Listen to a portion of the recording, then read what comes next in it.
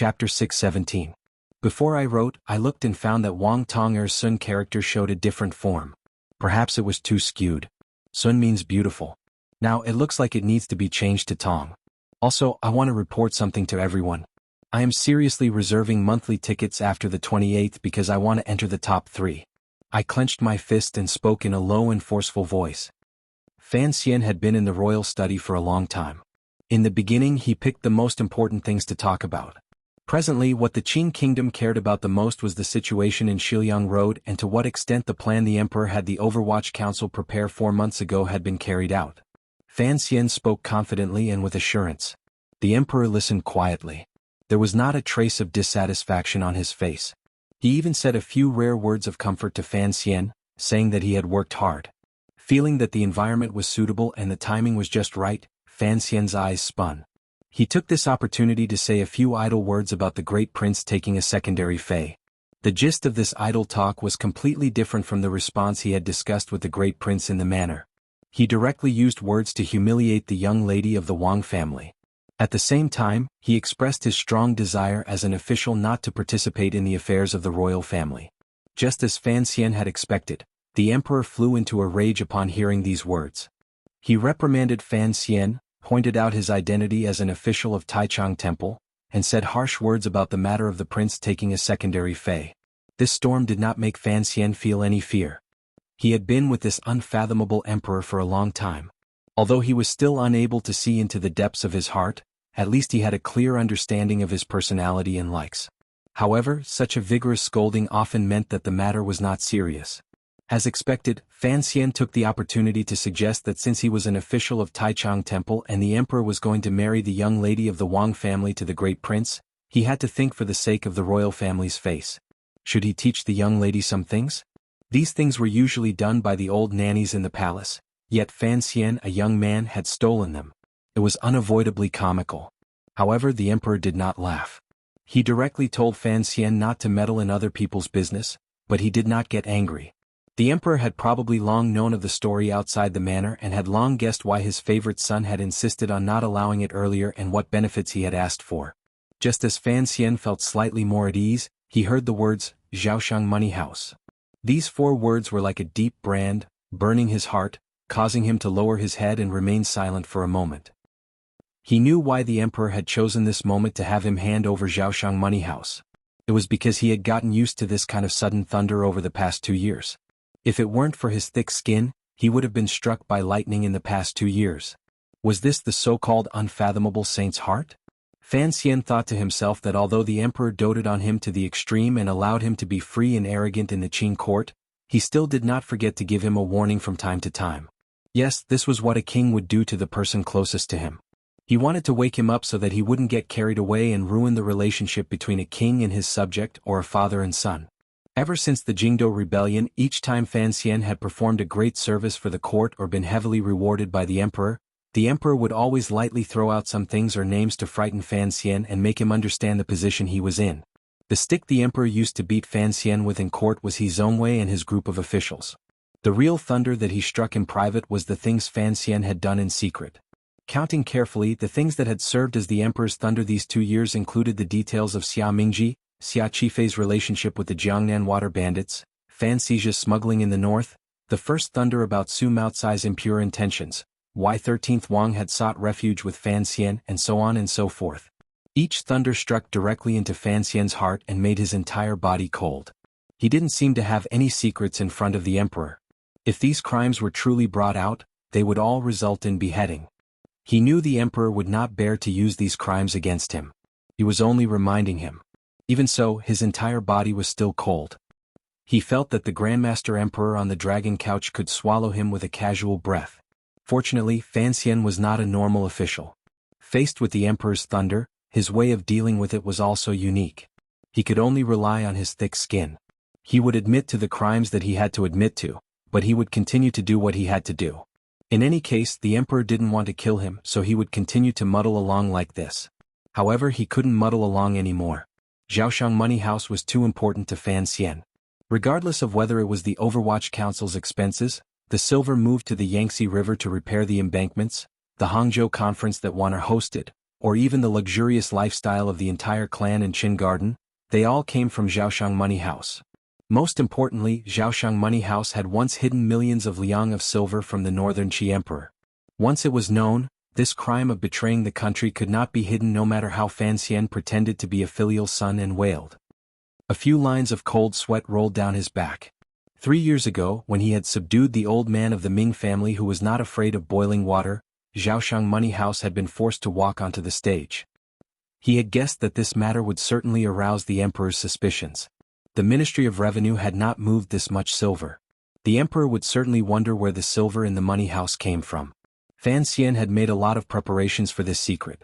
He confirmed that he had already cleaned up the accounts in the north. In the past, the emperor had also asked about the source of Zhaoshang Money House's money. At that time, Fan Xian had used the most famous rumor in the world to brush it off.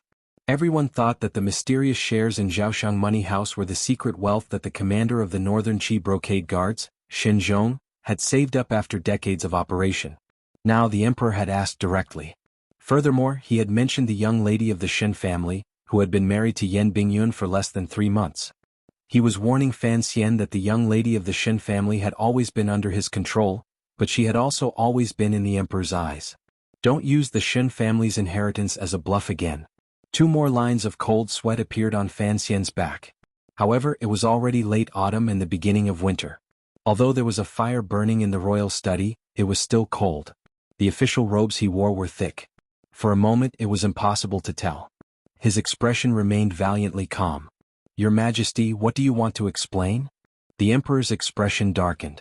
He was very displeased that this kid still wanted to bluff his way out of such a private conversation. He had no idea that Fan Xian's heart was beating like a drum. He wondered if the little emperor in the north held a grudge against him for wantonly killing Northern Qi spies in Shiliang Road and thus tossed out this secret agreement and used the Qing emperor's hand to kill him. Did Northern Qi hate him that much? Were they willing to pay such a high price to get rid of him? Fan Xian's expression could no longer maintain its calm. Sweat beaded slightly on his forehead. He thought, since that little strange creature from Northern Qi dared to toss out knives, who knew if he dared to toss out the money house? Out of the corner of his eye, he saw the clear displeasure on the emperor's face. Seeing this displeasure, Fan Xian was overjoyed. If the emperor truly knew the inside story of this matter and wanted to take him down, given his shrewdness and cultivation, how could he be so sincerely displeased? Fan Xian smiled awkwardly and coughed dryly. He then said, "The silver at the beginning of Zhaoshang Money House was indeed not the Shen family's treasure. It was my own private stash." This answer was very clever. If a normal official had heard these words, they would certainly have cursed Fan Xian for being shameless and disgusting. Zhaoshang Money House had millions of liang of silver as its foundation. Whose private stash could be that much? However, when the emperor heard these words, he clearly revealed an expression as if he knew everything. Faintly he said, "As expected. When did Lao Wu give this money to you?"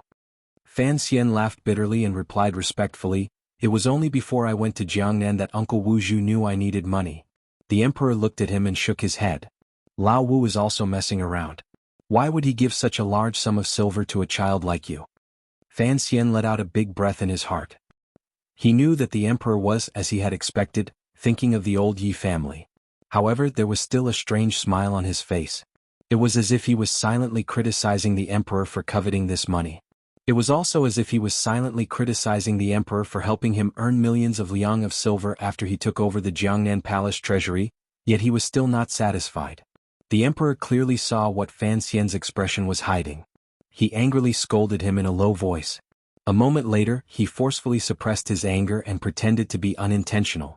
"This palace treasury was left behind by your mother. Do you think I care about those millions of liang of silver? However, don't spend the silver your mother left you carelessly."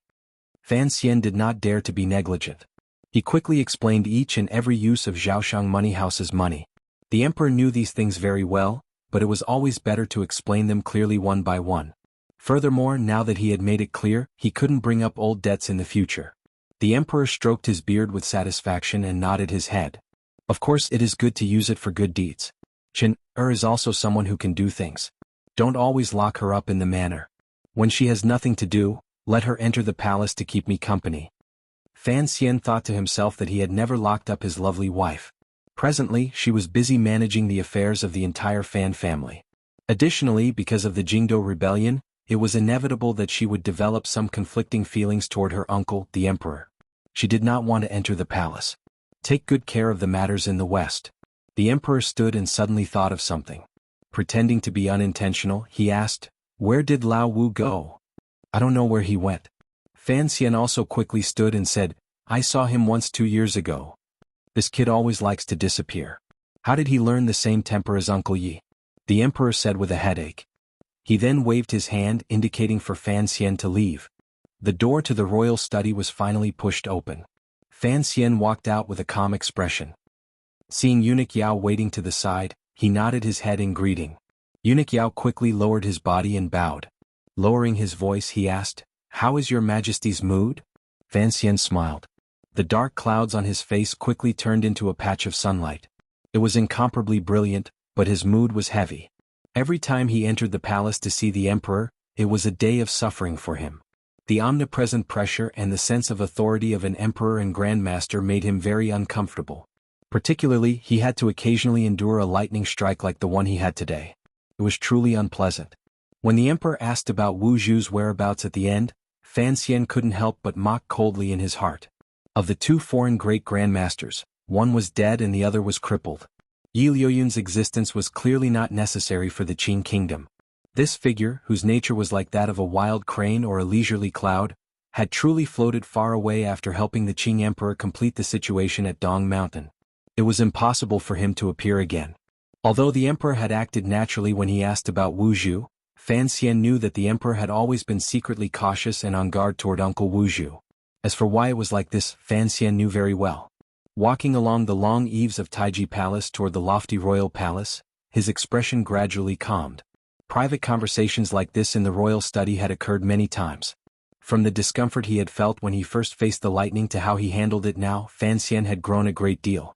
Standing under the lofty Taiji Palace and looking at the stone steps carved with dragon clouds, Fan Xian took a deep breath and let the cold early winter air quickly enter his chest. The icy coldness was incomparably comfortable. The things the emperor knew were things Fan Xian was not afraid of letting him know. Although the lightning strikes were terrifying, they could not shatter the hard outer shell in Fan Xian's heart. He still had many secrets that he had successfully kept from the emperor, such as Zhaoshang Money House, the death of a few shopkeepers in Qingyu Hall, Uncle Wu Zhu's true whereabouts, and a small workshop slowly taking shape in a small country controlled by Dongyi. For example, he knew that there was a soul in his body that did not belong to this world.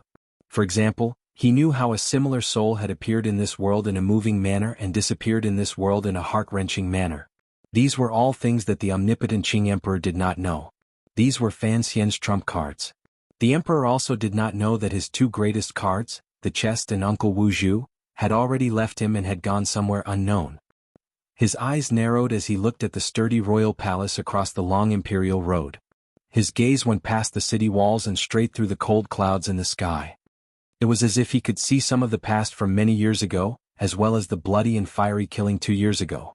The eunuchs and serving girls walking quietly inside the royal palace looked at the young man under Taiji Palace and quickly lowered their bodies in greeting. In their hearts they were confused.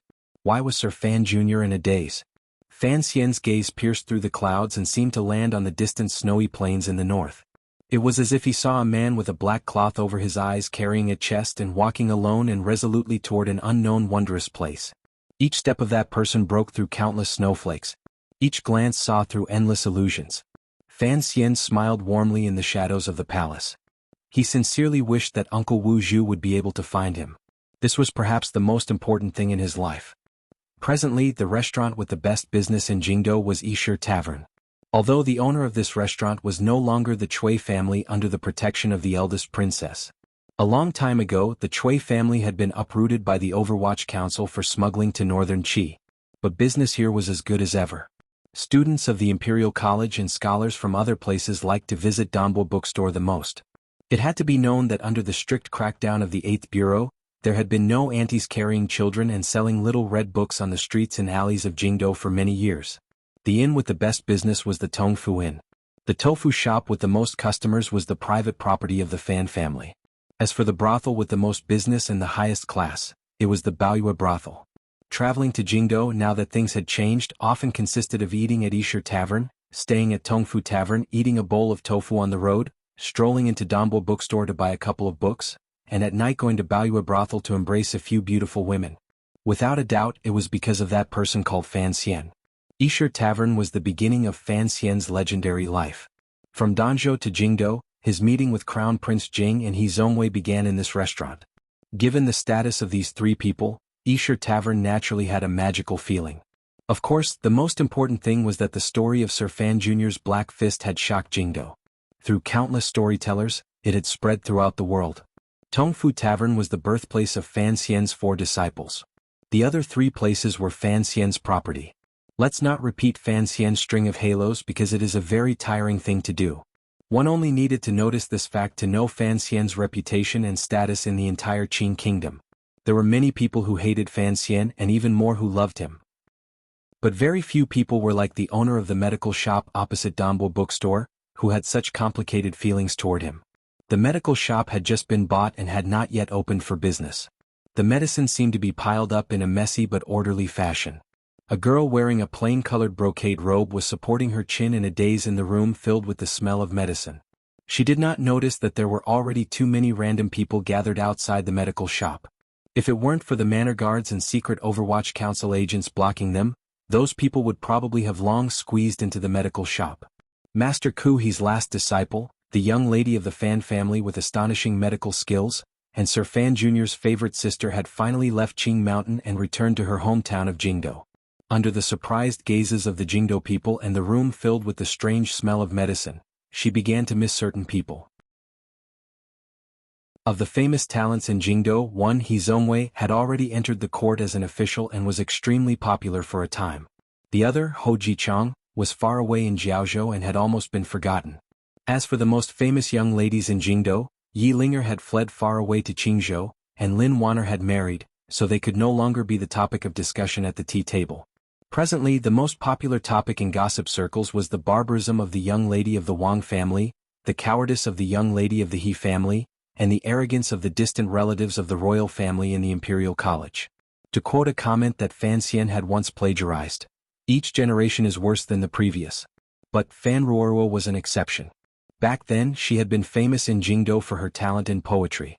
Later, she had gained the favor of the imperial college and entered Ku He's school. She had obtained a good reputation in northern Qi. How could the people of her hometown forget her? At noon, she had just appeared in the medical shop when she was recognized by a teacher of the Imperial College. From 1 to 10, from 10 to 100, it had become the most sensational news in Jingdou. Fan Xian lifted the curtain of the carriage window and furrowed his brows. He looked angrily at the young scholars blocking the entrance to his bookstore and the medical shop that did not have a signboard. He thought to himself that these people were too impetuous, and his face showed some displeasure. Seeing his expression, Mu Fenger said in a low and cold voice, "I will immediately chase these people away." Fan Xian did not comment. Ting Zijing quietly said, "I will go clear the area." Only then did Fan Xian nod his head. These years he had, with great difficulty, maintained his position in the hearts of scholars and successfully washed away much of the Overwatch Council's dark colors. How could he bear to let Mu Fenger corrupt it? No one knew what Ting Zijing said after he got off the carriage, but the pedestrians and scholars blocking Dongchuan Road immediately dispersed, emptying out a large space at the end of the street. However, when those scholars passed by the black carriage, they all respectfully saluted the carriage, and only then did they silently retreat. It looked like these people knew the identity of the person in the carriage, so they did not dare to slight him, particularly since the scholars already saw Fan Xian as their idol. Additionally, Fan Xian was also a professor at the Imperial College. How could they dare to linger? To be able to make a scholar bow to him proved that Fan Xian was not as simple as a noble. Dongchuan Road quieted down. Fan Xian got off the carriage and suppressed the excitement in his heart. Smiling slightly, he walked into the medical shop across from the bookstore. He didn't have time to see how Wanner had cleaned up the place. His gaze glanced directly in. Unexpectedly, he did not see Ruoruo's face. He only saw the flimsy brocade robe and her slightly thin waist. Fan Ruoruo did not notice the change outside the medical shop. She had long shaken off her absent-mindedness and was crouching in the inner room organizing the herbs. She had also brought back some rare and precious herbs from Qing Mountain in northern Qi. She was thinking about how to store them. Hearing the sound of footsteps coming from behind her, Fan Ruoruo did not rise. Straightforwardly she said, "It's not open yet. If it's not an emergency, please come back in a few days." Hearing this voice, Fan Xian was happy. Adding to the fact that these words contained the heart of a doctor, it made him involuntarily smile with satisfaction. Standing behind her, he said, "If it was really an illness, how could I wait for you to come back and treat it? Perhaps my own medical skills are lacking?" Hearing this familiar yet somewhat strange voice, Fan Ruoruo's body trembled slightly. She immediately recovered her calm and stood up. With her back to Fan Xian, she tidied her clothes. Slowly turning her head, she bowed down and said, "Brother is here." Although she was purposely suppressing her emotions, the brows on her face, the look in her eyes, and the curve of the corners of her lips all revealed the joy in her heart. Looking at the joy on Ruoruo's sister's face, Fan Xian's heart felt an inexplicable pain. He did not understand why and could not make head or tail of it. He stared at his sister in a daze. He looked at this familiar face that he had not seen in many years. He looked at the familiar sense of ice and snow between her brows. It turned into a faint glow in front of him. He gently sighed. Then he took a step forward and gently touched his sister's head. Ruoruo lowered her head slightly and habitually tilted her head. Just like in the spring of the 4th year of the Qing calendar, when Fan Xian had first come to Jingdo and entered Count Sinan's manor, the long-separated brother and sister only needed a few words and a small action to dispel the sense of unfamiliarity created by time. They once again returned to the situation of the active monkey and the sickly little monkey from many years ago. They returned to the bits and pieces of conversation about flying geese from all over the world. Fan Xian found a chest and sat down. Looking at his sister, who was still busy, he said, "How did you get here so early? Didn't you also come back early?" Fan Ruoruo replied with a smile. She raised her arm and pressed her sweaty temples together. "There were no delays on the road, so I got here a few days early. You traveled thousands of leagues south. You didn't stay at home and rest for a few days. The matters of the medical shop will be arranged by your sister-in-law. You just have to ask questions and don't worry about this." Fan Xian glanced at her disapprovingly. He found that although his sister was still thin, she appeared to be in much better spirits. Perhaps it was because she had often practiced medicine in the remote countryside these 2 years. Her skin had also darkened a bit. Even the layer of ice that was commonly seen between her brows had gradually disappeared. Although they often wrote to each other, it was never as thorough as when she was by his side. Fan Xian felt a bit of self-blame in his heart. When she had escaped marriage and left the country, it had all been arranged by him. Looking at his sister, he sighed. He didn't know how she had been these 2 years. The servants in the manor have changed a few times. I don't know a single person. I didn't even have someone to talk to. I sat in the flower hall for a while and thought about coming to the bookstore to take a look. I didn't know that the place you picked was right across from the medical shop. Fan Ruoruo very naturally pulled her brother up to prevent him from damaging the chest she kept the medicine in and said, "If you sit on this medicine, how can it be used by others? Who am I? I am the immortal of poetry. If this gets out, I'm afraid people will pick this chest of medicine to buy." Fan Xian told a very cold joke and then asked in surprise, "Where's your sister-in-law?" "Where's Cece?" Minister Fan took Lady Lu back to Danzhou to retire and took away half of the servants in the old manor. Additionally, the manor needed people and the servants had to be betrothed. In just a few years, the entire Fan manor had become somewhat unfamiliar to Fan Ruoruo. Fan Xian acutely noticed this. He thought to himself that even Si Xiang, that sleepy girl, had now properly become the wife of a county magistrate. In a few years, Jingdo had changed too much. It was best if Ruoruo didn't get used to it. Sister-in-law and Cece took Teng Zijing to the country estate. Fan Ruoruo glanced at him curiously as if she didn't understand why her brother had asked such a stupid question. "I just entered the city with Teng Zijing today. Of course I didn't run into them." All large families had their own country estates and mountain businesses outside of Jingdo, much less a large family like the Fan clan. In the past, Fan Xian often played in these estates. For a moment he had not thought that it would be winter. It should be time to prepare for the end of the year. Wanner and Cece, who were in charge of the Fan clan's businesses, were extremely busy. He rubbed the space between his brows with a headache and said, "Your return is a major event. No matter how busy you were, you should have waited in the manor." Fan Ruoruo glanced at him and said without good humor, "You and I both came back 3 days early. Who would have the divine foresight?" Fan Xian patted his butt and rose. His brows raised in delight. "I could at least calculate that you should be hungry right now." The front and back manors of the Fan manor had long been connected. The garden had also been changed. Even the people living inside were different. Fan Xian was still used to living with Wanner and Cece in the new manor. His father's old manor was empty. A servant woman had long cleaned up Ruoruo's old room. It was as clean as before. Fan Ruoruo followed Fan Xian through the door and thought of the dozen years she had spent in Jingdo. The rims of her eyes reddened. Fan Xian could not bear to see a woman cry, except of course for his dead mother-in-law. He hurriedly took Ruoruo to the flower hall. There was no one else in the manor. The brother and sister sat facing each other, toasting each other with wine, stuffing themselves with food and talking about their lives after they had parted. However, when they talked about the Jingdo rebellion, Ruoruo was incomparably worried. When they talked about the loneliness on Qing Mountain and the gazes of the northern Qi people, Fan Xian's eyes became angry. "How is my brother doing over there?" Fan Xian put down his wine cup and asked. Fan Xizha had been dealing with the businesses in the north. Although the two of them had always exchanged letters and shared information, he still asked out of habit. From his sister's words, Fan Xian knew that Xizha's life in the north had been difficult. Although the northern Qi royal family had not done anything on the surface, they had secretly played some unremarkable tricks.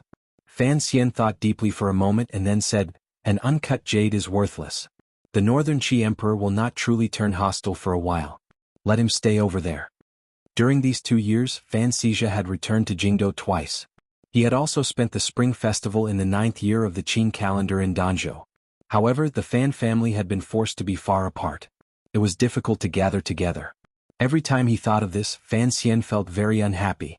The problem was that the emperor could not allow him to resign at such a tense time. His father should not stay in Jingdo. Staying in Danzhou to take care of grandmother was better than constantly worrying about an unfortunate end. Fan Ruoruo nodded. She did not have a sliver of doubt in her heart toward her brother's words. Regardless of whether it was her brother or herself, it was only under her brother's arrangements that they truly had a completely different life from that of other nobles. It was the most fulfilling kind. "I'll rest today and talk properly tomorrow.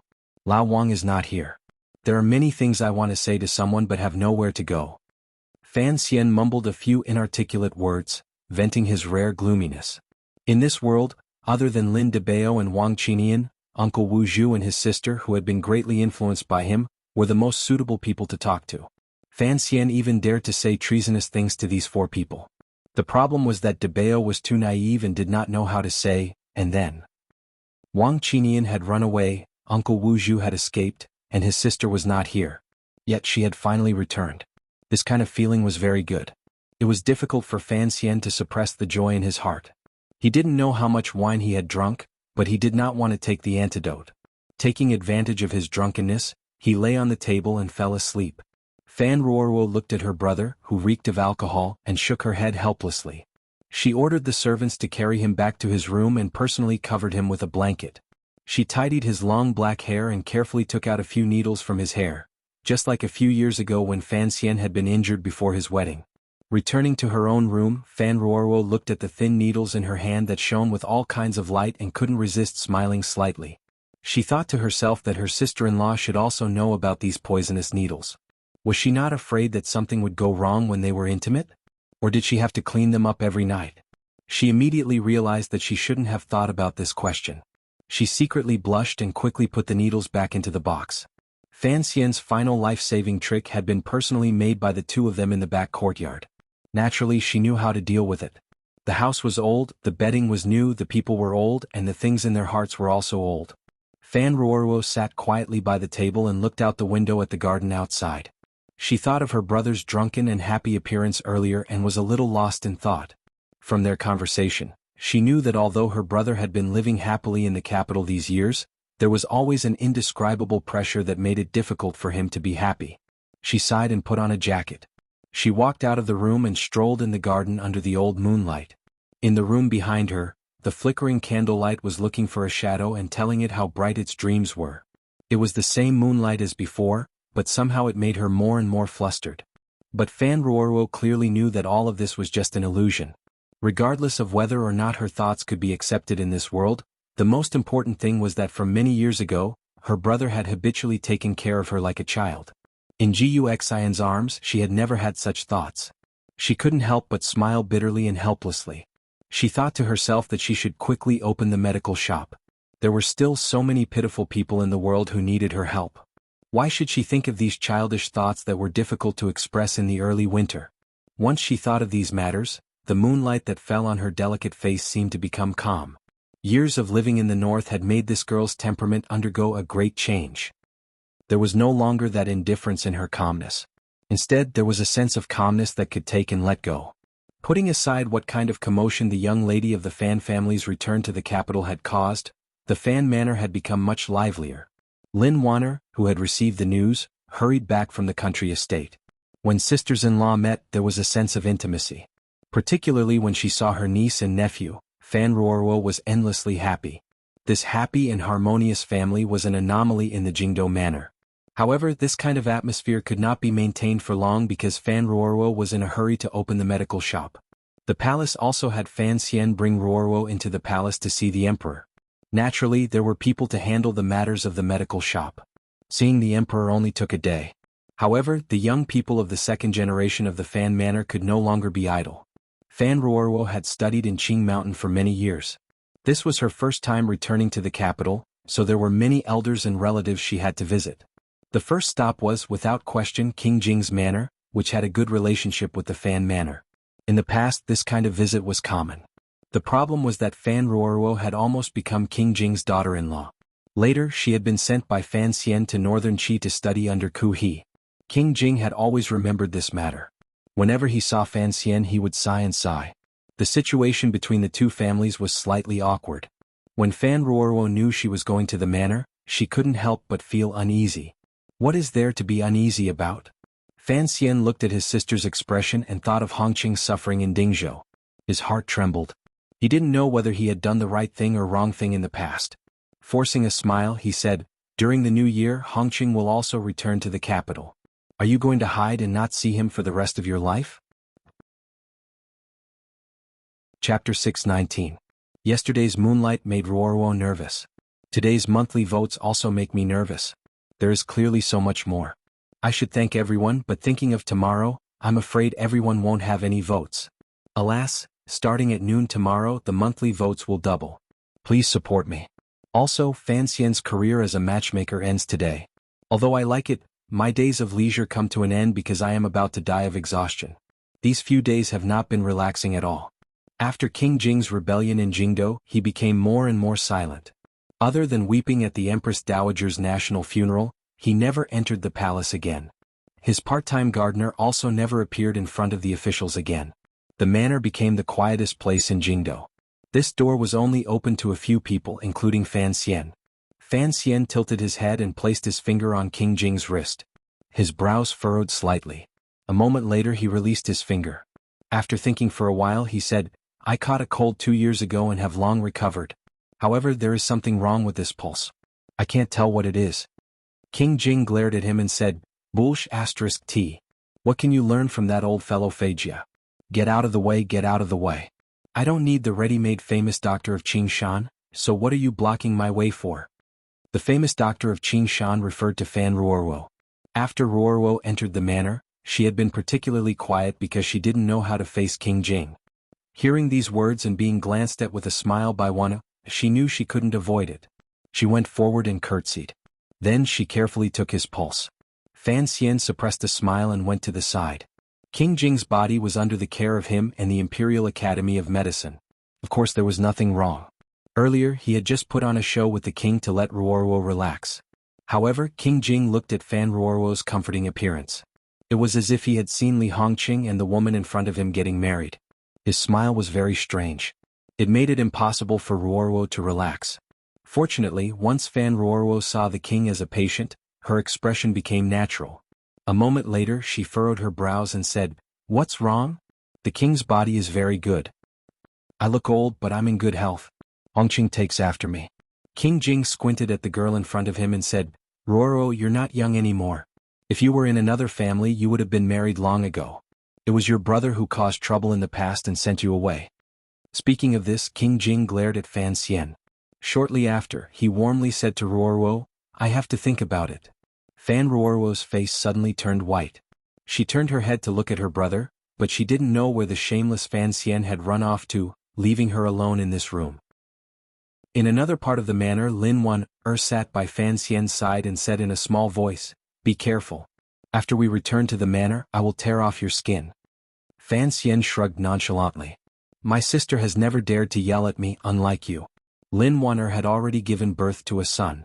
Her greatest wish had been fulfilled. Additionally, she was busy every day dealing with the matters of the Fan clan and the Hangzhou conference.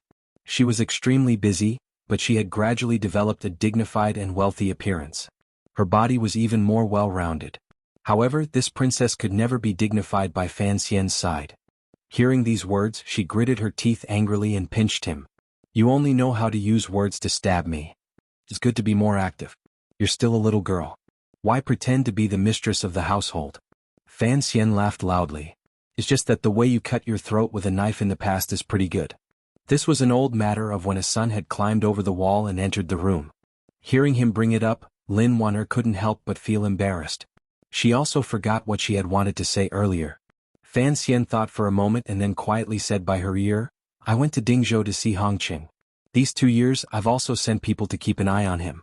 Although he used to play among the flowers, he is no longer like that now. Do you think there is a possibility between him and Ruoruo? Lin Wan'er glanced at him and thought, in this world, only someone like her husband would have so many strange thoughts. His sister was already so old, yet he was starting to worry. What had he been doing in the past? Didn't you say that if my sister was not willing, you would rather she not marry? She opened her eyes wide and asked curiously, why did you change your mind? No wonder you left her with the prince. Fan Xian felt a headache coming on. If I don't like him, of course I won't marry. The problem is, where in this world can I find a better man than Hongqing? Hearing these words, Lin Wan'er also felt anxious for her sister-in-law. She began to furrow her brows and think hard to see if there were any good families in Jingdou. No matter how she thought about it, she couldn't find a single family based on her sister-in-law's standards. This couple's statuses were noble beyond words. When they handled matters, they were also incomparably intelligent. In some areas they were somewhat simple-minded. No wonder when they first met in the Qing temple they looked at each other like tortoises looking at mung beans. After thinking for a while, she still couldn't think of anything. Lin Wan'er was the first to give up and said, if she doesn't want to marry, then she doesn't. Is the manor afraid of not being able to raise a girl? Hearing these words, Fan Xian was very happy. He thought that Wan'er was indeed gradually changing under his influence and was about to break away from the evil feudal thinking. He and his wife huddled together in a corner of the hall, smiling and chatting. In the other room, Cece and a few old nannies were holding a child and talking with Princess Rojia. Rojia curiously held the baby and held it carefully. Looking at the baby's cute appearance, she couldn't help but laugh. Her bell-like laughter rang through the hall. The scene was joyful, natural, and intimate. Disturbed by the laughter, Fan Xian raised his head from Wan'er's ear and glanced at Rojia, who was wearing a red pomegranate dress. His eyes narrowed. It was clearly a somewhat gaudy dress, but on the princess's body, it contrasted with her obedient personality and instead added a few points of brightness and beauty. The princess was no longer young. The 12-year-old Rojia, who had once shyly and quietly called out Brother Xian, had already become a big girl. Her personality was as obedient and pleasant as ever. She had a noble status, but she served the prince, respected his concubines and treated servants well. Her reputation in Jingdou was very good. Who knew how many noble families stared anxiously at the prince's manor, waiting for it to speak? Rojia had turned 17 this year. Logically speaking, she should have been married a long time ago. However, the emperor in the palace pitied King Jing for being alone in his manor, so he had delayed the matter for 2 years. But it couldn't be delayed forever. King Jing had a son and a daughter. Hongqing was nearly 30, but he still refused to marry and hid in Dingzhou. This daughter had to marry someone. According to the rumors Fan Xian had heard, the palace would appoint a marriage for Rojia at the end of the year. According to Lao Dai, there were already many dukes' manors and officials secretly wrestling in the palace. They all had their eyes on this marriage. Although taking a princess home would bring many inconveniences and affect one's future, Rojia's reputation in the capital was too good. No one cared about this. As for his future, Sir Fan Jr. had also married a princess. Was he not also unparalleled in power? Everyone thought this way and did their best to approach the concubines in the palace. Some sharp-eyed and cunning people thought of Fan Xian's relationship with King Jing's manor, as well as the weight of his words in front of the concubines. They thickened their skin and went to beg Fan Xian. Thinking of this, Fan Xian couldn't help but smile bitterly. He gazed at Rojia holding the child in a daze. In the blink of an eye, Rojia was about to marry. He had been in the capital for 5 years. This change always unconsciously made people at a loss. Who knew which family's son would benefit such a gentle and beautiful princess? Rojia carefully held the young master and moved closer to Sisi. She wanted to see the difference between Fan Xiaohua and Fan Liang's little faces. Perhaps it was because holding a baby made her think of her own marriage, but the expression in her eyes was uneasy and perplexed. Although Sisi had already been a mother for 2 years and followed Wan'er to manage the affairs of the manor, the impudence she had been influenced by Fan Xian had not changed at all. She moved closer to Rojia's ear and said something. Sisi's voice was very low, but Princess Rojia's eyes grew brighter and brighter as she nodded repeatedly. I don't know what this girl is up to again. Lin Wan'er's eyes were sharp. She saw this scene and reminded Fan Xian. Fan Xian's heart was also beating like a drum. He watched as Princess Rojia handed the child to the old nanny, tidied her dress and slowly walked over. Rojia bowed deeply to him and half-crouched on the ground. In a quiet voice she said, Brother Xian. It had been 5 years. Each time the blushing, shy and incomparably gentle princess said Brother Xian, Fan Xian would feel numb all over and want to run away. He quickly helped her up with a serious expression and said, Sister Rojia, how can I do this? The princess refused to get up. With a rare stubbornness she said, Brother Xian, you have to promise me one thing. Otherwise I won't get up. You have to say it first and then see if I can do it. Fan Xian looked at Sisi, who pretended not to have done anything. His heart thumped. He felt that this matter would certainly be troublesome. Rojia was slightly embarrassed. Her face reddened. Using a mosquito-like voice she said, After the new year, the palace is going to appoint a marriage. I hope you can make the decision. Fan Xian was startled. How could he make the decision on such a matter? Seeming to guess what he was thinking, Princess Rojia said, You are an official of Taichang Temple. How can you not make the decision? Fan Xian tasted bitterness in his mouth. He thought that it was truly not easy to be an official of Taichang Temple. Regardless of whether it was the great prince taking a secondary fei or the princess getting married, he had to waste his brains no matter what. Thinking of this, he felt a great anger toward Ren Xiao. Originally Ren Xiao, and was his good friend and the most capable support of the 3 temples and court. However, the great Grandmaster battle at Dong Mountain 2 years ago had scared Sir Ren out of his wits. Within half a year he had found another place to work and run away. In the end, the position of official of Taichang Temple was handed over to Fan Xian's hands.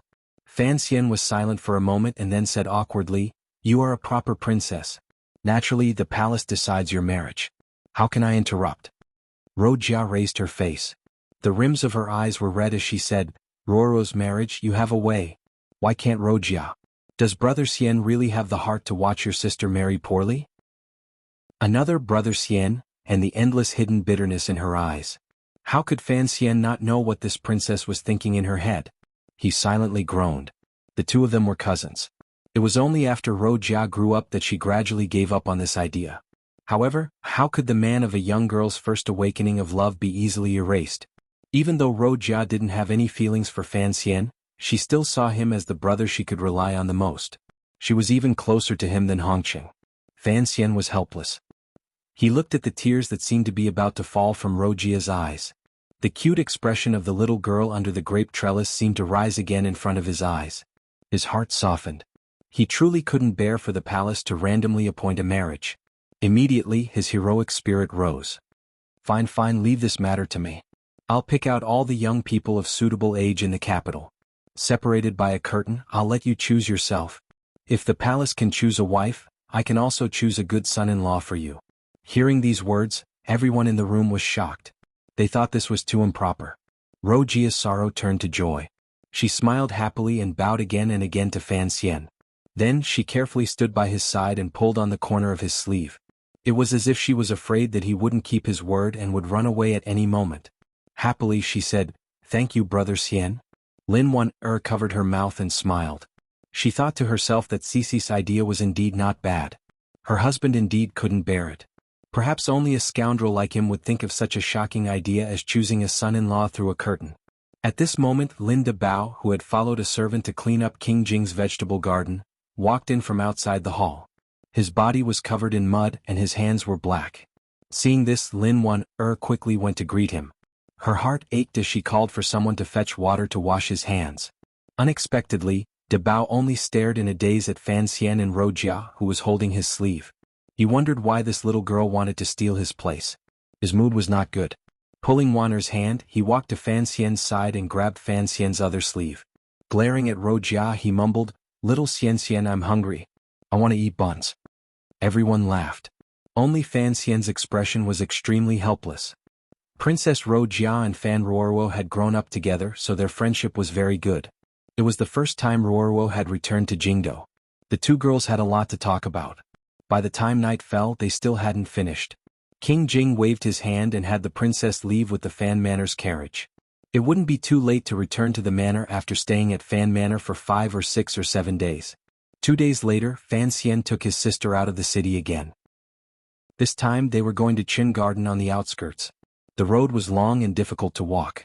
Additionally, the newly built Qin Garden had more beautiful concubines with bare chests and stomachs. Each time Wanner and Cece went, they got a headache. Thus they were determined not to go. Princess Rojia was also determined not to go because she was afraid of the old director. Fan Xian and his sister could only go by themselves.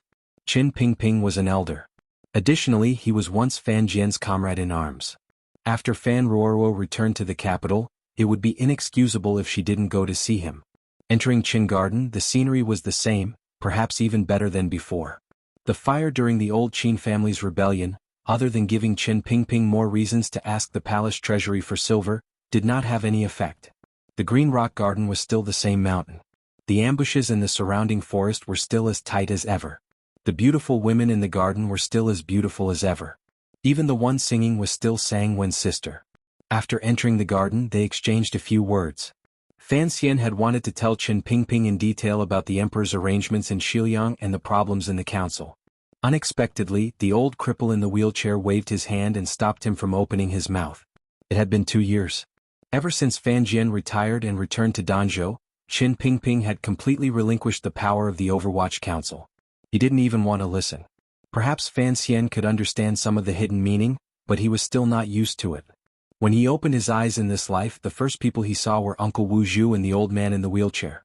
From Danzhou until he entered the capital, he had grown up under this old man's careful care and cruel training. Qin Pingping's will ran through his life. It was like the tree in Danzhou's back garden, shielding him from the wind and rain.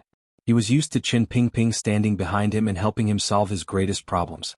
Once Qin Pingping sank into silence, he sank into a slight unease. Qin Pingping grew older with each passing day. The wrinkles at the corners of his eyes grew deeper. Fortunately, he didn't have to deal with council affairs in these 2 years. He could only relax in Qin Garden, so his spirit was not bad. He didn't mind Fan Xian's dim unease. With a slight smile, he chatted idly with Fan Ruoruo. When they brought up Qing Mountain in northern Qi and Ku He's death, he sighed slightly. The old cripple was becoming more and more like a common old man at the entrance of a village and not the dark monarch who once controlled the world. Even Fan Ruoruo was not used to this kind of change. After leaving Qin Garden, Fan Xian was silent for a long time in the carriage. He then quietly asked, "How much longer can he live?" He had brought Ruoruo here today to visit. He also wanted to use his sister's excellent medical skills from Qing Mountain to confirm the end of Qin Pingping's life. Fan Xian hoped that the old cripple could have a long and happy old age. The director suffered a few serious injuries a dozen years ago. Both of his legs were broken a long time ago, and his meridians are blocked. 2 years ago he was poisoned. Logically speaking, his body is weak and his qi is exhausted. He could be in danger at any moment. Fan Ruoruo's brows furrowed slightly. She didn't understand. However, the Imperial Academy of Medicine has treated him well these 2 years. He should be able to hold out for a few more years. Fan Xian didn't make a sound. He took out a few pieces of paper from his clothes and handed them over. The Imperial Academy of Medicine doesn't seem to have such good methods to write out this prescription and take such good care of the old director's body. They are even better than Sir Fei. Fan Ruoruo accepted the prescription and examined it closely. Her heart jumped. She couldn't resist glancing at her brother and said, "This is a prescription from Qin Garden? Doesn't it look familiar?" His skill in using medicine to diagnose illnesses is above mine. It is very accurate without a trace of excess. Furthermore, the technique is very familiar. Fan Ruoruo gently bit her lower lip. She knew why her brother wanted her to look at this prescription. Practicing medicine and using medicine was actually like martial cultivation. Each had its own schools of thought. how long each medicine should be used, what illness it was targeted at, and what technique to use. As long as one had immersed themselves in medicine for a long time, they would be able to smell something. Furthermore, the person who wrote these prescriptions had a close relationship with Fan Ruorwo. Fan Xian closed his eyes and said, "Has it been 2 years since Mu Peng, who taught you medicine on Qing Mountain, returned to Northern Qi?" Fan Ruorwo looked at her brother and nodded. She wanted to say something but stopped. Fan Xian knew what his sister was worried about. From a certain perspective, Ku He's disciple, Mu Peng, was his sister's teacher in medicine. She did not want her brother to act against him. "I don't even have time to thank him. Why would I act against him? I just don't understand why, as a disciple of Tianyi Dao, he would come to the Qin kingdom to do these things," Fan Xian said coldly with his eyes closed. To investigate a matter, the easiest way was to confront it in court and question it face to face, particularly if it involved a secret that could not be revealed. On a cloudy afternoon, a black-clothed man wearing a straw hat walked directly up to a 2-story building in the Lotus Pond Square in the west of Jingdo, a place where all sorts of people mingled. Quietly he entered. With a flip of his hand, a black dagger faintly stretched out and gently placed it across a person's neck. The layout of the room was simple. The person was packing a bag by the bed as if preparing to go on a long journey. He was dressed as a doctor. He felt a chill on his neck, prickling until all the hairs on his neck stood up. He was Mu Peng, Ku He's second disciple. He was the most skilled doctor in all of Northern Qi. 2 years ago, under the Great Master's last orders, he had entered deep into the Qin kingdom and thought of every way possible to get close to Chen Pingping. He used his marvelous medical skills to gain Chen Pingping's trust and found an excuse to hide his identity. Although he was a doctor, Ku He's disciple was no ordinary person. For someone to be able to use the noise of the Lotus Pond Square to sneak in and place a knife across his neck without a sound, he knew that the assassin behind him had to be one of the most powerful people in the world. Mu Ping didn't turn his head. No one saw him move, but a ball of powder hit the black-clothed man's face with a puff. This move was incomparably cold and showed great skill. A disciple of Tianyi Dao was indeed not simple. The powder rustled down his straw hat. Fan Xian closed his eyes. He didn't make a muffled sound. He didn't even breathe because he knew that this medicinal powder contained a terrifying poison. In a miscalculation, he didn't swipe the black dagger. Instead, he gently flicked his finger and stabbed a poisonous needle into the back of Mu Peng's neck. Chapter 620.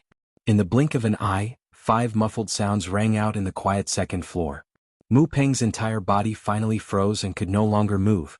What appeared to be a simple exchange was, in reality, a competition between Fan Xian and the other party in terms of courage and skill in using poison. Mu Peng had lost the initiative, but like a ghost he had snatched it back. If Fan Xian had any fear of that medicinal powder, he would probably have lost a great opportunity to control the other party. In particular, Fan Xian had used a piece of cloth to wrap up the poisonous smoke that came out of the little porcelain bottle. This was not only a method of using poison, but it also contained a brilliant control of Jinqi, as well as the little tricks at the tips of his fingers. Mu Peng, whose entire body was frozen, faced the messy bundle on the bed and the layer of green cloth that had changed color at the side of the bed. His heart was filled with fear. He wondered who it was that had such great skill in using poison to be able to control him in an instant. Fan Xian took off the bamboo hat covered in medicinal powder and carefully placed it with the changed color cloth. Taking out a flint, he lit it. The poison melted when it came in contact with the fire and was no longer effective. After confirming it was safe, he took off the gloves on his hands. Grabbing Mu Peng by the collar, he carried him to another room. He took out an antidote pill from his clothes and ate it. He still felt a burning sensation in his throat. Fortunately, he had prepared well. Otherwise, he didn't know what would have happened if the medicinal powder had landed directly on his face. Thinking of this, he couldn't help but shiver. Looking at the motionless Mu Peng in front of him, he thought for a moment. Then he forcefully pried open his lips, crushed a pill and sent it in.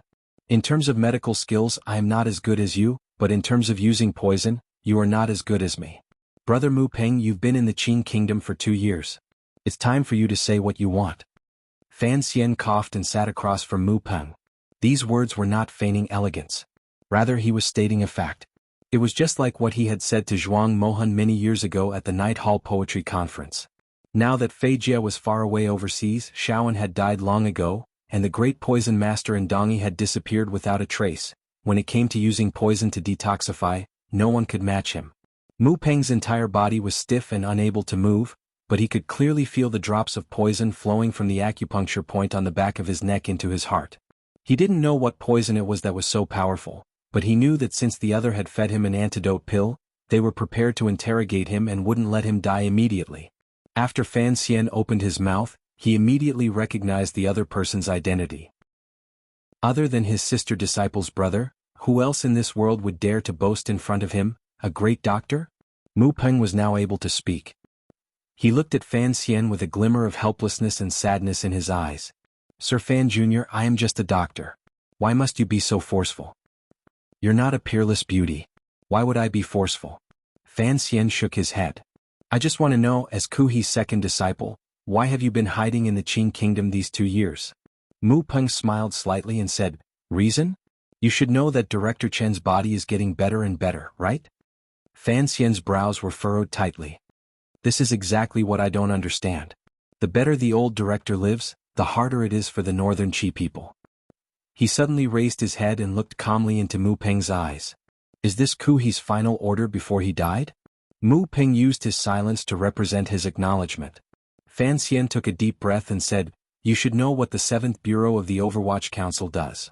The 7th Bureau of the Overwatch Council was responsible for the prison. The most terrifying methods of torture in the world were all in that prison. Hearing this, Mu Peng's expression did not change. Faintly he said, Sir Fan Jr., is this how the Qing kingdom treats its guests? Your sister studied at Qing Mountain. I, Mu Peng, have taught her everything I know without holding anything back. Even after Dong Mountain, when my teacher handed the entire Qing Mountain to her, the court did not change its attitude. He looked at Fan Xian and said with a smile, Do I deserve to die just because I helped Director Qin nurse his body? No matter how you put it, it doesn't make sense. Fan Xian fell silent. He knew Mu Peng was right. During these 2 years he had been hiding in the Qing kingdom. After the Overwatch Council's investigation, he had indeed not done anything. He had only done his best to nurse Director Chen's body. The problem was that this matter itself was very strange. The great Grandmaster Ku He's final order was for Haitang to gather the Hu tribes on the grasslands and, with northern Qi's support, become the Qing kingdom's greatest foreign threat. The second was for Mu Peng to head south. Was there some great benefit for northern Qi to let Qin Pingping continue to live? Fan Xian could not understand this question. That was why he had acted against Mu Peng alone. You prepared to leave. Since my sister has returned, what if I don't leave? Mu Peng said. However, I still left a bit too late and was caught by you. I sensed your existence a few months ago. However, you rarely came down from Qing Mountain in the past, so I was unable to confirm your identity. Ruoro was only helping me confirm it, Fan Xian said with his head lowered. For Ruoro's sake, I won't kill you for now. Before I figure out exactly what Tianyi Dao is thinking, I won't let you leave the Qing kingdom. Mu Peng's expression changed drastically. He knew he would be imprisoned in the Overwatch Council. However, he didn't know how long he would be locked up. Would it be as long as Shaoen? So, that doctor was Ku He's second disciple. Ku He's been a startling talent all his life. Everything he dabbled in was at the pinnacle of the world. No wonder this doctor's skill was so high. In the wheelchair, Qin Pingping smiled and pointed with his index finger. He had the old servant behind him push him deeper into Qin Garden. Fan Xian followed silently behind the wheelchair and listened to the squeaking sounds, as well as the babbling of women singing in the distance. It was already night. The singing began again in the quiet Qin Garden. It made one's heart flutter. I don't care how you deal with it. It's just a famous doctor. Why did you come all the way here? Qin Pingping gently tapped the armrest of the wheelchair. This was his habit for many years. His fingertips tapped down and made an empty sound. In a sharp and raspy voice he said, In any case, you haven't fed me poison these 2 years. Fan Xian stood with his head down under the tree beside the wheelchair and shook his head. He didn't believe Qin Pingping's words at all. Given Qin Pingping's ability to read people, how could he not see the problem with Mu Peng? He thought for a bit and then said, I just don't understand why Ku He ordered Mu Peng to go south before he died. During these 2 years, not only had Mu Peng paid great attention to Qin Pingping's body, he had also, through various channels, organized a large batch of medicinal herbs that were rarely seen even in the Qing royal palace. Combined with his miraculous hands, he had successfully stopped Qin Pingping's aging and old injuries, allowing this old man to live a healthy life. Qin Pingping turned his wheelchair and faced Fan Xian. He waved his hand to indicate for the old servant to leave. He then supported his chin on his hand and sank into silence. The light from the room in Qin Garden shone on his back. Fan Xian couldn't see his old face clearly. He could only see a figure as thick as ink. He was an extraordinary person. If it is as you say, Haitang's past and the arrangements of Shi Hu all originated from his plans before he died, then Mu Peng going south to protect my life was also a part of his plan. Fan Xian had come a second time to force his old comrade to listen to a council report for a long time. Qin Pingping said somewhat helplessly, "That old baldy, if he dies then he dies. Why worry so much? Actually, you should know the reason why he risked his life to protect my life." Qin Pingping scratched his slightly itchy back. "She who is an external threat to the Qin kingdom. If I live, I will certainly become an internal threat to the Qin kingdom." Although the old man did not directly state his judgment, a chill rose in Fan Xian's heart. After standing frozen for a moment, he walked forward and stood behind Qin Pingping. Gently pulling down the old hand, he helped him scratch his itch. In a quiet voice he said, "During these 2 years you haven't done anything. The emperor also has some affection for you. Most importantly, there have been many traitors in the court. For the sake of his family's face and the glory of your life as ruler and official, he would not have any designs on you." Fan Xian understood the Qing emperor, so this deduction should not be wrong. The Qing emperor and Qin Pingping had been ruler and official for a lifetime. Their relationship was different. They had known each other for over 30 years and had never had any animosity or doubt. They had done many great things under heaven and could truly be considered an anomaly in the court. If it was said that Qin Pingping had disloyalty toward the Qing emperor, no one would believe it. If it was said that the Qing emperor feared Qin Pingping's power, no one would believe it. The emperor wanted to set an example for all his officials and leave his image as a benevolent ruler in the history books. If he couldn't even tolerate a loyal dog like Qin Pingping, what would he use to convince later generations? The problem is, no matter what kind of affection, it will gradually fade. Qin Pingping felt Fan Xian's hand moving on his back and sighed comfortably. "Affection is like my pitiful back. After a long time and getting old, it easily dries up and itches. Without new contributions to moisturize it, everyone wants to scratch it." Fan Xian's hand paused. He shook his head and said, "The emperor treats you differently than other officials." "It is indeed different. In this I am grateful for the emperor's kindness," Qin Pingping slowly said. Qin Pingping slowly said, "But I am also different from other officials. You had your suspicions about what happened 2 years ago, and I listened to your advice and did not continue.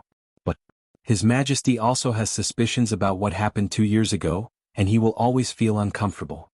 Fan Xian was silent. After the Jingdo rebellion 2 years ago, he had been very confused about the role Qin Pingping and the Overwatch Council played in this matter. Afterward, Yan Bingyun had also secretly mentioned these problems to him. Although on the surface Qin Pingping was relying on the emperor's shocking plan and playing tricks, Fan Xian knew that the situation at the time was truly delicate. Regardless of whether it was Yi Liuyun's sudden betrayal or the emperor's sudden transformation into a great grandmaster, as long as either of these conditions were not met, Qin Pingping could do something that would shock the entire world. During the Dong Mountain incident, I once had some hope and some thoughts. Although I hid these thoughts well and deeply, the eldest princess faintly saw through them. Thus, during the entire Jingdo rebellion she never paid attention to me. She knew that at the time our goals were very close. After the matter, he also saw a little. Thus before he died he had Mu Peng protect my life and extend my lifespan. What thoughts? Although Fan Xian knew, hearing Qin Pingping admit it personally still made it difficult for him to suppress his shock. His mouth was dry and he couldn't speak. "I didn't think that the emperor would be able to walk down Dong Mountain alive," Qin Pingping said with his head lowered. "When I received the emperor's message in Weizhou that day, I sighed with emotion. Why was it so difficult for a person to die? In the end, the emperor only revealed half of his face to me when he planned the Dong Mountain situation. Not only did he include a few great grandmasters in the scheme, but he also almost had me fall into it. Of course, I didn't jump down in a hurry like the eldest princess." Qin Pingping coughed and said, "Perhaps from the beginning I didn't think the emperor would die so easily." Fan Xian said in a raspy voice, "Since you didn't jump and there was no evidence, the emperor would not suspect you. What kind of person is the emperor? He didn't investigate me, but that doesn't mean he didn't suspect me. It was only because he believed in our relationship as ruler and official. Furthermore, he couldn't understand why I would have those thoughts," Qin Pingping said with a slight smile. Qin Pingping said with a smile, "But the most important thing is that he knew that I didn't have many years left to live. In order to fulfill the relationship between me and him, and in order to repay me for risking my life to save his life, he gave me a chance to die naturally. If I die of old age or illness, regardless of whether he suspects me or I suspect him, it will all become matters of the past buried in the soil. After I die, I will enjoy honor and glory. The emperor will grieve for a few days, relax, and let everything go with the wind. Isn't that the best ending? Qin Pingping solemnly said, I have to admit that this is the emperor's kindness to me. This is the best ending he has chosen for me. Thus, 2 years ago you told me to let go, so I let go and waited for the day I died of old age. But the problem at hand is... A glimmer of absurdity appeared in Qin Pingping's smile. Contrary to my and the emperor's expectations, my tattered body has survived until today. If nothing unexpected happens, it seems I can live for a few more years. The longer I live, the more uncomfortable the emperor's heart will be. There will come a day when he will come face to face and ask me some stories. Wasn't Ku He waiting for this to happen before he died? At this point, Fan Xian had nothing else to say. If the emperor truly sensed and believed Qin Pingping's disloyalty, it would certainly be a great upheaval in the Qin court. Sandwiched between the two of them, he couldn't just watch as Qin Pingping died. The Qin kingdom would certainly fall into chaos. Ku He's foresight before his death was deep and sinister.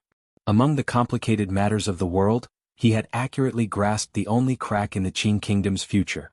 It was truly impressive. He knew what Qin Pingping said was correct. The emperor had shown Qin Pingping enough kindness. If Qin Pingping died of natural causes, the emperor would not feel any guilt and would no longer care about the thoughts Qin Pingping once had in the Dong Mountain matter. It could truly be said to be a happy ending for everyone. However, Qin Pingping lived unhealthily. It was impossible for Fan Xian or the emperor to gently persuade the director, who had given his entire life to the Qin court, to die earlier. Die. Once you die, the Qin kingdom will be at peace. I seem to be a person who should have died a long time ago. Qin Pingping pressed his dry lips together and faintly said, It is only when death is at hand that I realize that I am still afraid of death. As the founder of the Overwatch Council, Qin Pingping, who countless people feared upon hearing his name, would admit to being afraid of death. If outsiders heard this, they would probably be very surprised. Fan Xian only listened quietly. He was someone who had died once. He knew what an unbearable process it was to quietly wait for death to come. Decades ago, the lands were in turmoil. In the north there was Xiao En, and in the south there was Qin Pingping. Even these two most powerful figures in the world of darkness appeared weak and small in the face of death.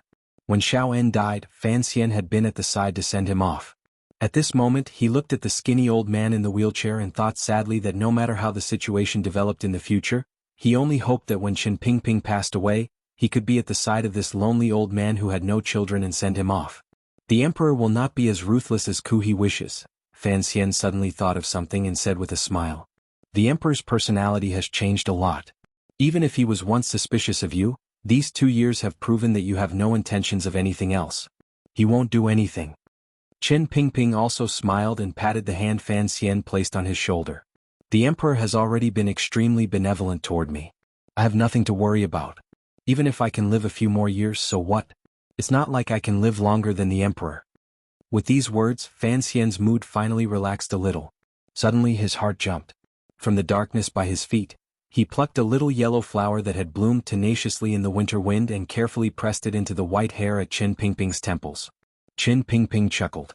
Fan Xian bid farewell and left. Until the end of the conversation, Qin Pingping did not say why he had thoughts of disloyalty toward the emperor. Fan Xian also did not ask. He knew the reason for all of this, but he did not know what he should do after everything was clear. The old servant walked out and pushed Qin Pingping around the garden. After a long time, Qin Pingping suddenly sighed faintly and said, Ku He has lived for too long and knows too many things, which is why he decided on this plan. Fortunately, as Fan Xian said, the emperor will control his temper and wait for me to die of old age. However, he turned and furrowed his brows. Do you think, when Fan Xian holds my body and cries, will he blame me for lying to him and using him? Regardless of which angle one looked at it from, the emperor would maintain ample patience toward Qin Pingping's death. As Fan Xian thought of this, he faced the cold night wind and walked out of Qin Garden. Having resolved a big problem in his mind, he felt his entire body relax. At this moment, the singing of a songstress in Qin Garden floated out of the night wind. It was particularly mournful and clear, but it continued to rise without falling.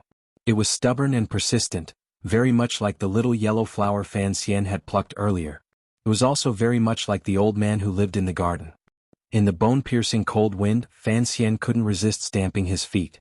In the November weather, it was impossible for the sun to rise at this time. The bitter cold seeped into his leather boots and froze his feet numb. Fan Xian did not understand. The winter sun came out late. Why couldn't the time for court be moved back a little? However, this was a 1,000-year-old rule inherited from the Wei Kingdom. Even with his current power and influence, he had no way of changing all of this. He looked at the darkness around him. There were a few red lanterns that flickered between light and darkness. He thought to himself that it did indeed feel like a ghost movie. Today was the day of the court conference. Following court custom, the civil and military officials climbed out of their warm beds in the middle of the night and came to stand guard in front of the palace doors. There were many people acting out a ghost movie with Fan Xian, who the scholar was also stamping his feet beside him. He had no dignity at all as the foremost civil official in court. The emperor's benevolent edict allows you to enter the palace in a sedan chair. Why are you standing here with me? Fan Xian hugged the warm stove and exhaled white steam. Lowering his voice, he chatted idly with Hu the scholar. Now that the old scholar Shu Wu had completed his task of passing on knowledge and retired with honor, Hu the scholar was the head of the Hall of Governmental Affairs. Although the scholar was healthy, the emperor thought that he was getting on in years, so he allowed him to enter the palace in a sedan chair. Hu the scholar glanced at him meaningfully and smiled slightly. With you standing here, no one dares to come up and talk to you. Do you not welcome me? Fan Xian paused and immediately smiled bitterly. His father-in-law's civil official power in court had been broken up by the emperor. The Overwatch Council had also been ruthlessly investigating the governance of officials. Although the officials in court respected him and would respectfully greet him when they saw him, not many dared to stand by his side. As he thought this, a red lantern floated out of the darkness. Under the guidance of a servant, Sir He Zongwei, the imperial censor of the left of the Hall of Governmental Affairs, came in front of the two of them. With a calm expression, he lowered his body and bowed. The red lantern light shone on this young official's face, revealing some sincerity and gentleness. However, Fan Xian's eyes narrowed. Chapter 621. Presumably the officials already knew what kind of person He Zongwei was. Although the old grudges between him and Fan Xian were already very distant, given Fan Xian's vengeful personality, how could he not imprint this person's name deeply in his heart? Greetings, scholar. Greetings, little duke. He Zongwei was neither servile nor overbearing. With great steadiness he lowered his body and bowed. Hu the scholar chuckled and said a few idle words. He raised his arms, indicating that he did not need to be so polite. Fan Xian only stood to the side and looked calmly at the young official. Countless scenes flashed through his mind. At the beginning of the 7th year of the Qin calendar, the military ambushed Fan Xian in the valley, giving the emperor a chance to change the court with new blood. There were 7 young officials who entered the palace that day. They were called the 7 gentlemen by the people. Of the 7 gentlemen, Qin Heng had participated in the rebellion and had already died. Yan Bingyun peacefully worked in the Overwatch Council and was only waiting to take over Fan Xian's position as commissioner. He Zongwei was the most trusted of these new blood and had risen the fastest. After the Jingdo rebellion, Fan Xian, the great prince, and Yi Zhong were the most meritorious. The problem was that these 3 were already at the top of the nobility. The emperor could not give them titles or reward them. However, because of this matter, He Zongwei received the emperor's favor and rose 3 ranks in a row. Like a rocket, he entered the center of the court's politics. This kind of promotion speed was truly unusual. Perhaps only Fan Xian, who had just entered Jingdo, could surpass him. It was not just Fan Xian who knew. He Zongwei himself knew.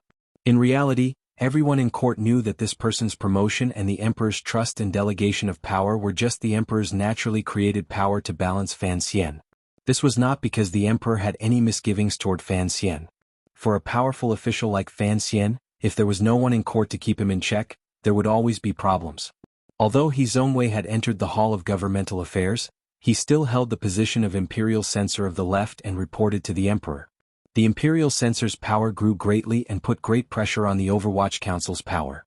During these 2 years, the Overwatch Council and the imperial censor had fought countless cases. The situation between the two sides was very tense. It also kept the 8th Bureau's law department headed by Song Shuren and Chen Buchang busy. The law department was a new Overwatch Council yamen that Fan Xian had set up on a whim. It was to deal with the imperial censorate's most glib-tongued imperial censors. From this, it could be seen that Fan Xian did not like He Zongwei. He had overthrown his father-in-law and opposed him at every turn. Most importantly, under his upright and serious face hid an opportunistic heart that he hated the most.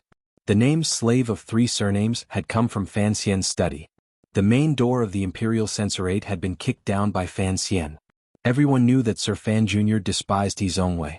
Each time they met in court or in the yamen, He Zongwei still maintained absolute respect for Fan Xian. It was as if he didn't know about this matter. It was as if the two of them still felt the same way when they first met in Esher Tavern. As the saying goes, one does not hit a smiling person. As long as the other party did not touch his bottom line, Fan Xian would not humiliate him harshly. However, it was He Zongwei's smiling attitude that made him secretly wary. It was impossible for such a petty person, who could summon clouds and rain with a flip of his hand, to make him suffer in the open. But who knew what he would do in secret? He Zongwei seemed to see that Fan Xian did not want to talk to him. He smiled helplessly and bowed again to the two of them. He said a few more things in an even voice and then followed the red lantern back into the darkness below the palace walls. Fan Xian narrowed his eyes and looked at the lantern until he could no longer see the person's face. Only then did he gently let out a breath. Who the scholar looked at him warmly from the side and said, "Sir, his royal favor is steady, but he is not someone without a sense of propriety. He is only handling the dispute between the two departments." Hearing Who the scholar speak on He Zongwei's behalf, the corners of Fan Xian's lips twitched. He jokingly said, "If you had to marry your precious daughter to him, would you be willing?" Who the scholar coughed repeatedly. He pointed at Fan Xian with both amusement and anger, unable to speak. No one knew when, but there was a trend for late marriages in Jingdo. Even if the palace did not like it, it could not be changed. For example, the heir of King Jing and He Zongwei were both men of their own age, yet they were still alone and did not wish to marry. Speaking of that girl in my family. Who the scholar suddenly smiled slightly. "And Ji, I heard you have taken the young lady of Governor Wang's family as a student. Since it is so, you don't mind having another one in my family, do you?" Fan Xian immediately remembered that he had taken Wang Tong as a female student. This matter had already become reality after the dispute with the emperor in the royal study. At that time, he had been pleased with himself and retreated in order to advance. He had had the emperor give him the entire matter of the great prince taking a secondary fei. Hearing Who the scholar's words, only now did he know that he had caused another problem. He repeatedly waved his hand and said, "What are you saying? The scholar is extremely knowledgeable, and your daughter is exceptionally intelligent. What need is there for a useless person like me to do?" Seeing his straightforward refusal, Who the scholar smiled and thought, if you are useless, then who in the world isn't useless? He couldn't help but feel it was a pity. All of the civil and military officials in court knew that Sir Fan Jr. was a master in the world. He had taught the stubborn and mischievous third prince to become the gentle gentleman he was now. He had taught the young lady of the Yi family who had once dominated Jingdo, to become a gentle Wang Fei. He had the reputation of being an immortal poet and a ninth-level martial artist. Even Who the scholar was willing to send his daughter to his manor. Of course, it was not to be a concubine, just to be a female student. Fan Xian turned the topic back to his earlier words and said with a smile, "You are not willing to marry your daughter to He Zongwei because you know his intentions are not righteous. Why should I feign civility with such a despicable person?" Who the scholar sighed helplessly. He thought that in the present court, only Fan Xian would criticize He Zongwei so viciously. However, he still did not understand why Fan Xian looked down on He Zongwei so much. Speaking of the things that happened in the past, it was actually the emperor who had single-handedly facilitated them. In the end, this matter could not be explained. Fan Xian's fear and disgust toward He Zongwei came from many aspects. It was still early and there was nothing to do, so Fan Xian and Who the scholar began to chat idly. Ever since Shu Wu had retired, Fan Xian was surprised to find that Who the scholar was like old Shu. They were both interesting people and not at all inflexible. Additionally, during the Jingdo rebellion, Fan Xian had received a great deal of friendship from Shu and Who the scholars. The old and the young usually interacted on official matters and got along well. Their relationship had also grown closer. Fan Xian gathered with the two of them and talked about Who the scholar's new culture movement. Although this matter ended without any problems, it was the proudest thing in Who the scholar's life. It was even more so than entering the Hall of Governmental Affairs. Fan Xian was also a disciple of the headmaster who had been baptized by the May 4th movement. He spoke happily. His laughter pierced through the silence below the palace walls. In the darkness below the palace doors, countless red lanterns were actually all looking up. Many people wanted to participate in the conversation between the head scholar of the Hall of Governmental Affairs and the Duke, but they knew they did not have the right. As for laughing while waiting for the court conference, only these two people had the courage. A moment later, Fan Xian straightened his body and suddenly felt that the atmosphere around him was strange. His brows furrowed slightly and he sighed. Hu the scholar glanced at him and knew that he had understood something. He smiled slightly. Fan Xian had never known that after the emperor quelled the rebellion, there had been a moment when he had considered the question of having him succeed the throne. Although the emperor had resolutely erased this thought from his mind afterward, he knew the emperor's initial arrangements for the Qin kingdom's court politics. He used He Zongwei's imperial censorate to balance the Overwatch Council's power. Hu the scholar then led the Hall of Governmental Affairs to stabilize the court. Such an arrangement could ensure 20 years of peace in the Qin kingdom. However, Fan Xian's power was too great. Furthermore, he was on good terms with Hu the scholar. The emperor's arrangements could not be carried out. He could only raise He Zongwei into the Hall of Governmental Affairs. The emperor's intentions are clear, Hu the scholar said warmly. He does not want the officials below him to be like fire and water. At first, sir, he came to pay his respects with the intention of easing things. And Ji, you are a clever person. You should know what to do. Fan Xian fell silent. His handsome face appeared incomparably calm under the illumination of the lanterns. A year and a half ago, he had kicked open the Imperial Censorate's doors and cursed a dozen Imperial censors under He Zongwei to the point of death. The world only knew that Sir Fan Jr. was incomparably arrogant. Little did they know that afterward, he had also been cursed by the emperor until his face turned green and white in the royal study. This matter proved the emperor's protection of the Imperial Censorate and the price he was willing to pay in order to maintain this balanced situation. From that day on, Fan Xian knew what he should do. He had always done this. As long as He Zongwei did not go too far, he would not be ruthless. Other than establishing the law department and making the Imperial Censorate extremely uncomfortable, he had not used any truly powerful tactics. All of this had to be built on the premise that Fan Xian could endure it. If He Zongwei did something he could not endure, given his blood connection to the emperor and his present true power, even if he killed someone like He Zongwei with one strike, what could it do? Would the emperor bear to have his illegitimate child pay with his life for an official? Hu the scholar looked at the darkness under the palace doors and faintly sighed. He felt worried for He Zongwei. He immediately thought of the emperor's intentions the night before and involuntarily furrowed his brows. According to common sense, although He Zongwei could not be considered a pure and good person, the past matters were all the emperor's edict. Thinking about it carefully, sir, he was actually not bad. If Sir Fan Jr. was willing, the emperor's suggestion could actually pacify the dispute between the two councils. All of this would depend on whether or not Fan Xian was willing.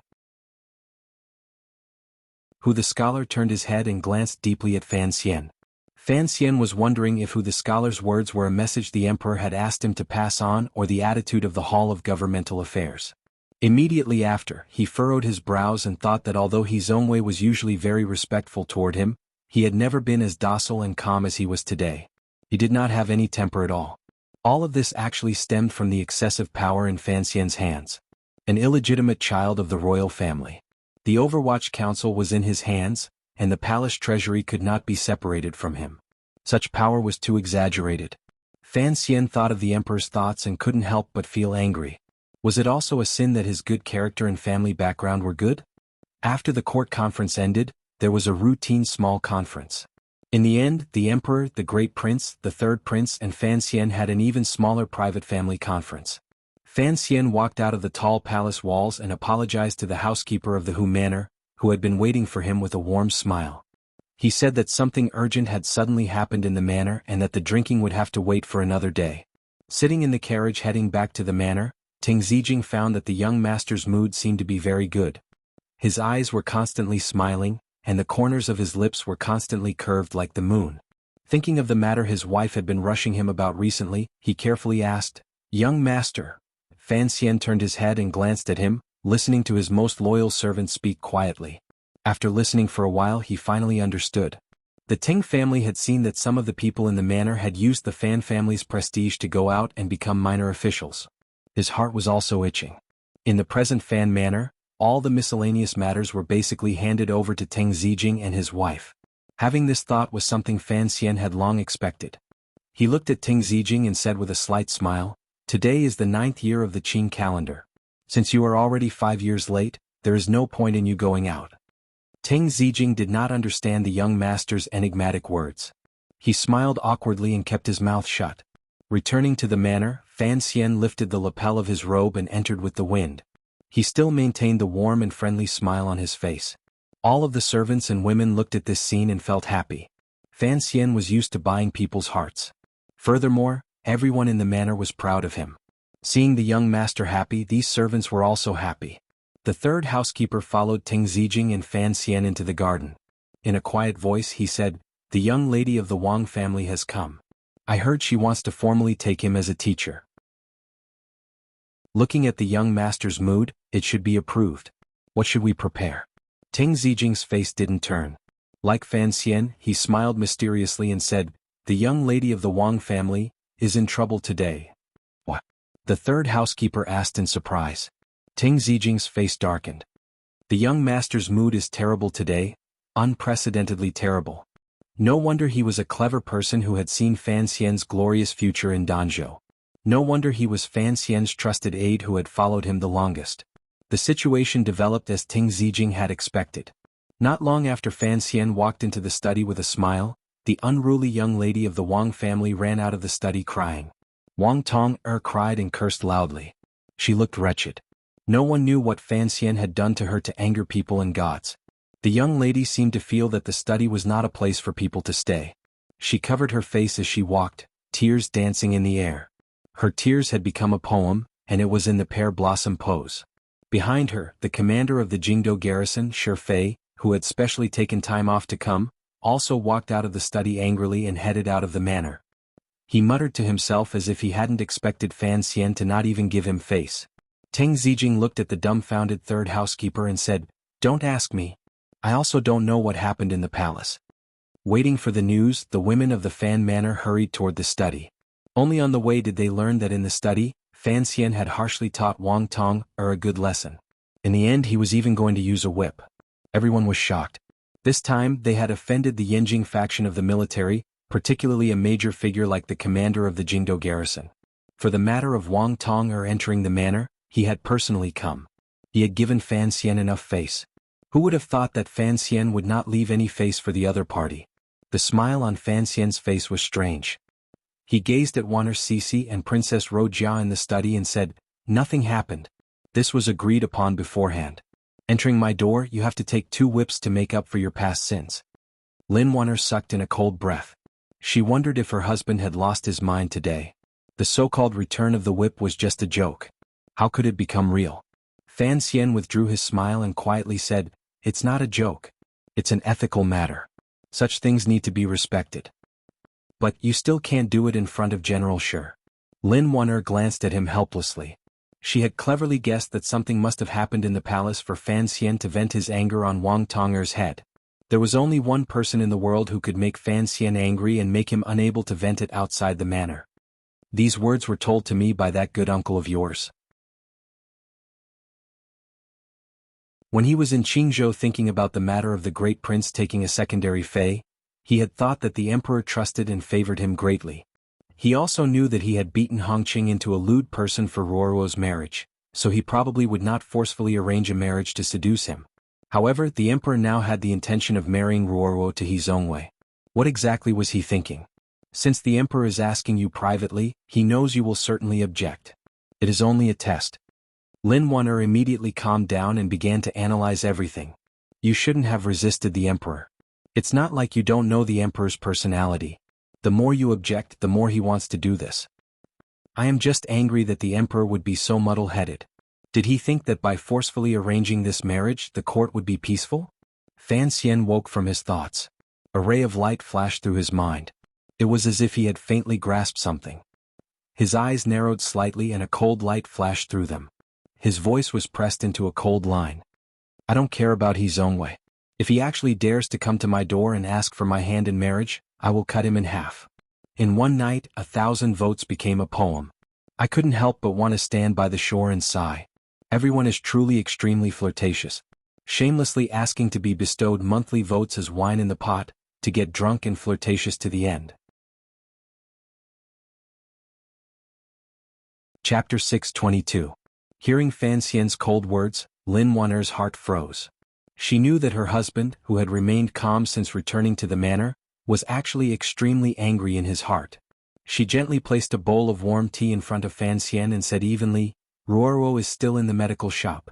Why don't you have her return to the manor in a few days and not show her face outside?"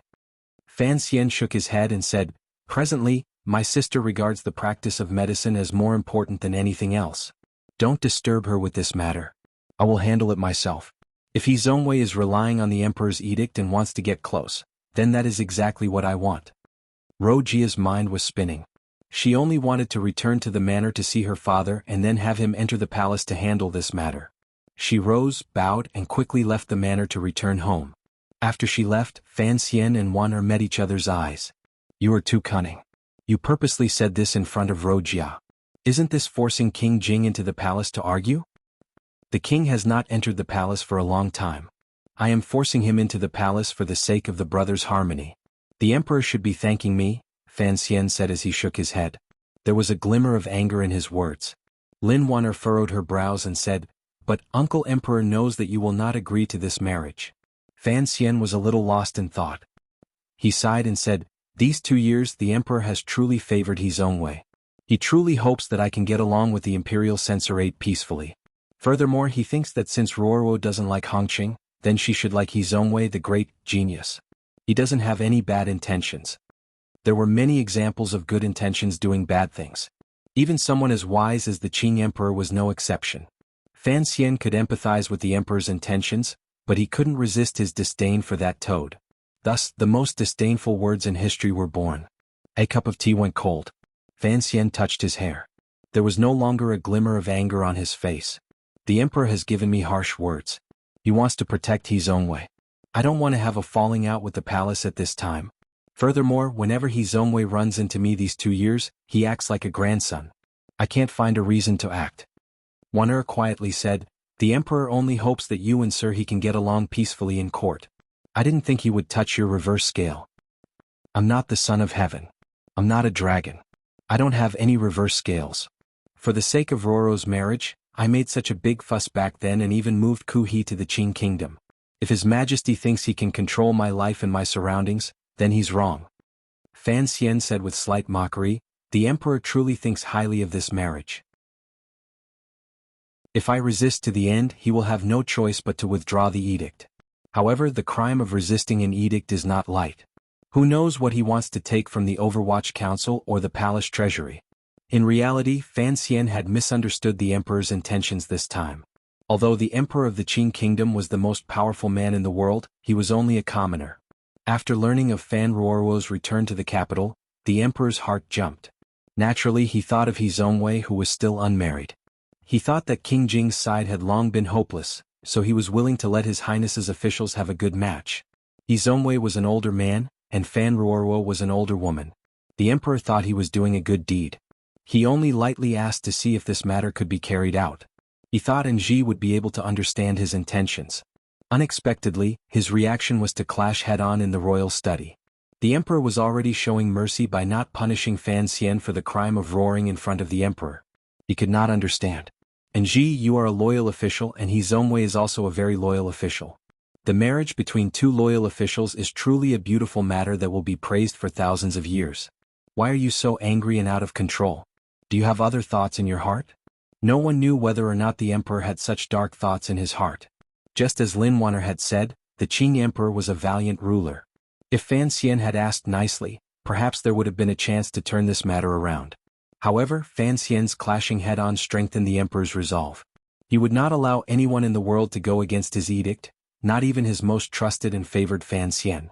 In an instant, the news of the marriage between the Fan Manor and the He Manor spread throughout Jingdo. Although the palace had not issued a clear edict, according to those with inside information, this matter was already set in stone and could not be changed. The civil and military officials thought about it carefully. This marriage was indeed of great benefit to the court. The emperor's heart was indeed distant. However, Everyone knew of Fan Xian's attitude toward He Zongwei and knew that he would certainly oppose it. No matter how powerful Fan Xian was, in the end he was only an official. Could he be more powerful than the emperor? After hearing that scholar who had personally entered the Fan Manor to persuade Fan Xian to agree to this marriage, the news reached its peak. The officials who had been dealt with wretchedly by the Overwatch Council and the people who were usually intimidated by Fan Xian's power all began to wait for the day the young lady of the Fan family married into the He Manor. They waited to see Sir Fan Jr.'s expression when he swallowed a fly alive. They prepared to see the best joke. Fan Xian's performance since entering the capital had been too perfect. He had put too much pressure on many people.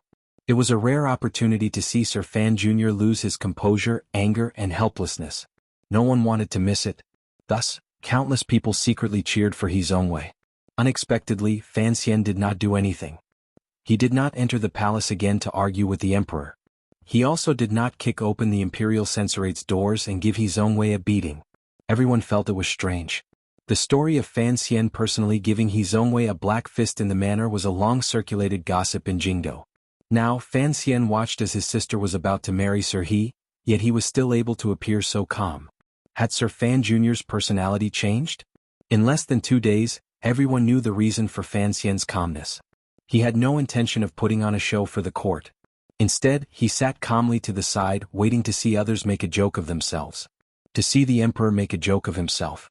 King Jing, who had not entered the palace for 2 years and only knew how to uproot weeds for fun, entered the palace late one night and had a big argument with the emperor. According to the eunuchs in the palace, the argument was unusually intense.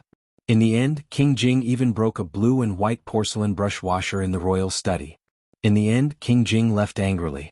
When he was young, he had not beaten his brother in a fight. It looked like he had not won an argument now either. Immediately after, the next day, King Jing went to the imperial censorate. Without any consideration for his dignity, he pointed at He Zongwei and gave him a torrent of abuse. It made He Zongwei's expression change dramatically, but he could only repeatedly nod his head. King Jing's status was too noble. Neither Taichang Temple nor the internal court dared to control him, much less the Jingdo government, city gate guards, and other yamens that maintained public order. Only now did everyone remember that 3 years ago, there seemed to be a vague edict in the palace that the young lady of the Fan family was prepared to marry King Jing's heir, Li Hongqing. Thus, the people watching the show all shut their mouths, terrified that one day King Jing would come knocking on their door. This was King Jing creating havoc in the imperial censorate, and the little duke's miraculous hands had reversed the situation. In the words of Fan Xian, who sat peacefully in his manor drinking tea and listening to the show, when King Jing went out he was worth 2. If the emperor wanted to randomly marry, he could find someone who was not afraid of anything to come out and deal with him. As for this matter, the emperor knew that Fan Xian had done it in secret. However, he didn't have any good methods to deal with his brother. He only had the internal court go to the manor to announce the edict and give King Jing a good scolding. He couldn't bring out any practical methods to stop the manor from loosening the soil and digging the walls. In King Jing's view, his son Li Hongqing had waited bitterly in Dingzhou for Fan Ruoruo for 3 years. For the emperor to suddenly have the young lady of the Fan family marry He Zongwei, this was truly shameless digging. Fan Xian calmly watched the development of this drama in his manor. As long as the palace's decree to appoint a marriage did not enter the manor, he had time to watch. Although King Jing had not asked about matters for a long time, with his identity and status, the emperor had to be wary of his brother's emotions. After some time, the situation in Jingdo calmly became much calmer. The palace, Fan Manor, and King Jing's manor were still in a tug-of-war. He Zongwei himself did not express any attitude. The first news Fan Xian received from the palace was that the emperor had already raised this marriage to him. So he was not surprised by the favor or humiliation. He only calmly thanked the emperor and expressed his willingness. Although the marriage of the young lady of the Fan family had a great impact, it could not affect the operation of the court. The problem was behind this marriage. The emperor's intentions and the harmonious development of the Qin court in the future were the most important. More perceptive people noticed that the struggle between the emperor and Fan Xian was not as simple as a matter of face. It was a suppression and counter-suppression between ruler and official. In this world, if the east wind did not suppress the west wind, then the west wind would suppress the east wind. The emperor was currently testing the east wind. Unexpectedly, he had mistakenly struck King Jing's old battle drum. It was already winter. The cold air seemed to be about to freeze. However, it was loosened slightly by the heat of the furnaces in the private residences. Amidst the mingling of the icy west wind and the warmth of the tens of thousands of furnaces, 13th Wang and Yi Ling-er, who had stayed in Qingzhou to recover, finally returned to Jingdou. Because of the second prince's suicide by poison, Yi Ling-er was still unable to completely let go of her father. Thus, she only sent a letter back to the Yi Manor before moving into the Fan Manor to keep Lin Wan-er company. Fan Xian could only personally go to the Bureau of Military Affairs to inform Yi Zhong. After hearing the news, the foremost person in the Qing military sighed sadly and patted Fan Xian's shoulder. He didn't say anything else. Yi Zhong knew that his daughter was living in the Fan Manor, so there was no problem. Thinking of Fan Ruoruo's recent marriage, he couldn't resist asking Fan Xian about it. As the head of the Bureau of Military Affairs, he also didn't understand why the emperor had to make Fan Xian lose face. He also didn't understand why Fan Xian continued to resist. In his opinion, Sir, he had already entered the Hall of Governmental Affairs and was a good match for Fan Ruoruo. As long as Fan Xian nodded, King Jing's side would not be able to find any more reason to make trouble. Everything would become smooth. It seemed that everyone knew of the emperor's stubbornness but had overlooked Fan Xian's. No one could force Fan Xian to do anything he didn't want to do, not even the emperor. Fan Xian didn't explain to Yi Zhong. He only laughed and left the Bureau of Military Affairs. He didn't return to the manor. Instead, he sat in the carriage and headed in the direction of the Imperial College. His wife and Yi Ling-er were gossiping in the manor, but he was going to see the gossip. Yi Ling-er and 13th Wang had already returned to the capital. Hongqing had also returned. King Jing's old battle drum was about to be broken by the emperor. He had to personally go out and light this fire. The carriage came to a stop at the intersection of Dongchuan Street. Fan Xian went into a restaurant not far from the bookstore and ordered a few side dishes. As he slowly ate, he looked in the direction of the bookstore. Across from Dombo bookstore was a medical shop. Fan Xian had personally chosen the name. The words had been written by Xu Wu. The medical shop managed by the young lady of the Fan family had received great praise throughout Jingdou in a short amount of time. Her medical skills were exquisite and her fees were low. She didn't care about the status of the patients. She only had to wait in line for consultation and medicine. Before long, she had won the praise of the common people of Jingdou. It was almost dusk, but there was still a long line in front of the medical shop in the cold wind. The capable servants Lin Wan-er had sent from the Fan Manor were maintaining order outside the shop and handing out hot soup. All of the details were taken care of. Fan Xian narrowed his eyes and looked in that direction. Indeed, he saw the slightly black-faced official. Who else could it be but He Zongwei? Due to the pressure from the palace, he couldn't hit He Zongwei every time he saw him. Furthermore, he found that He Zongwei was indeed clever. He knew that everyone's words were fake. Only the young lady of the Fan family's nod was real. Recently, after He Zongwei left court, he would come to the medical shop to greet Fan Ruoruo before returning home. The guard between men and women in the Qing kingdom was not as strict as in northern Qi. Additionally, Fan Ruoruo practiced medicine on the streets, so she didn't have to worry so much. Thus, no one could stop He Zongwei from greeting her politely. Now this had become news that everyone in Jingdou knew. It had already become a much-told tale. Fan Xian's eyesight was very good. He saw clearly that his sister would occasionally say a few words to He Zongwei as she consulted. He was not surprised by this. As early as 5 years ago in Yisher Tavern, he knew that his sister and He Zongwei knew each other. They had probably met at the poetry conference in King Jing's manor. At that time, the young lady of the Fan family was a talented girl in Jingdou, and He Zongwei was a scholar in Jingdou. Naturally, the two of them knew each other. He sighed in his heart. Thinking of how everyone in Jingdou had changed these years, he couldn't help but feel a little strange. Back then, He Zongwei's arrogance had yet to be shed. His face was as black as charcoal. Even if he wanted to flatter him, it would appear unnatural. Thus, he was not in Fan Xian's eyes at all. Who would have thought that after a few years, this person would actually become so calm and steady? Perhaps there was still a bit of arrogance in his bones, but when he did things, there was not a trace of arrogance. The speed at which he matured was truly astounding. No wonder this person still received the support of most of the officials in court and the favor of the person in the palace despite Fan Xian's purposeful slander. Fan Xian sat in the restaurant and watched with cold eyes. He wanted to see whether or not He Zongwei had the ability to suddenly launch a surprise attack and resolve this stalemate while he and the emperor were wrestling. At this moment, a rider galloped over from the other end of the street. Fan Xian put down his wine cup and smiled with narrowed eyes. He thought to himself that his surprise attack had finally arrived. King Jing's heir Li Hongqing had returned to the capital to debrief. He had just come out of the palace and did not return to the manor. He did not remove his armor or even bring a personal guard. Instead, he asked for the location of the medical shop and came alone to it. Fan Xian watched from a distance in the restaurant. He saw Li Hongqing dismount from his horse and calmly greet He Zongwei. He then said a few words to Ruoruo. He was too far away, so he didn't know the contents of their conversation. However, he could see that his sister's expression was one of joy at seeing an old friend. Immediately after, Li Hongqing said something and began to argue with Fan Ruoruo. Fan Xian's heart tightened. He stuck out half his head. He understood his sister's icy nature very well. He wondered if Li Hongqing had said something inappropriate and offended his sister. At this moment, He Zongwei seemed to have come forward to explain a bit, but Li Hongqing did not even look at him. He ordered the servants of Fan Manor to close the door of the medical shop.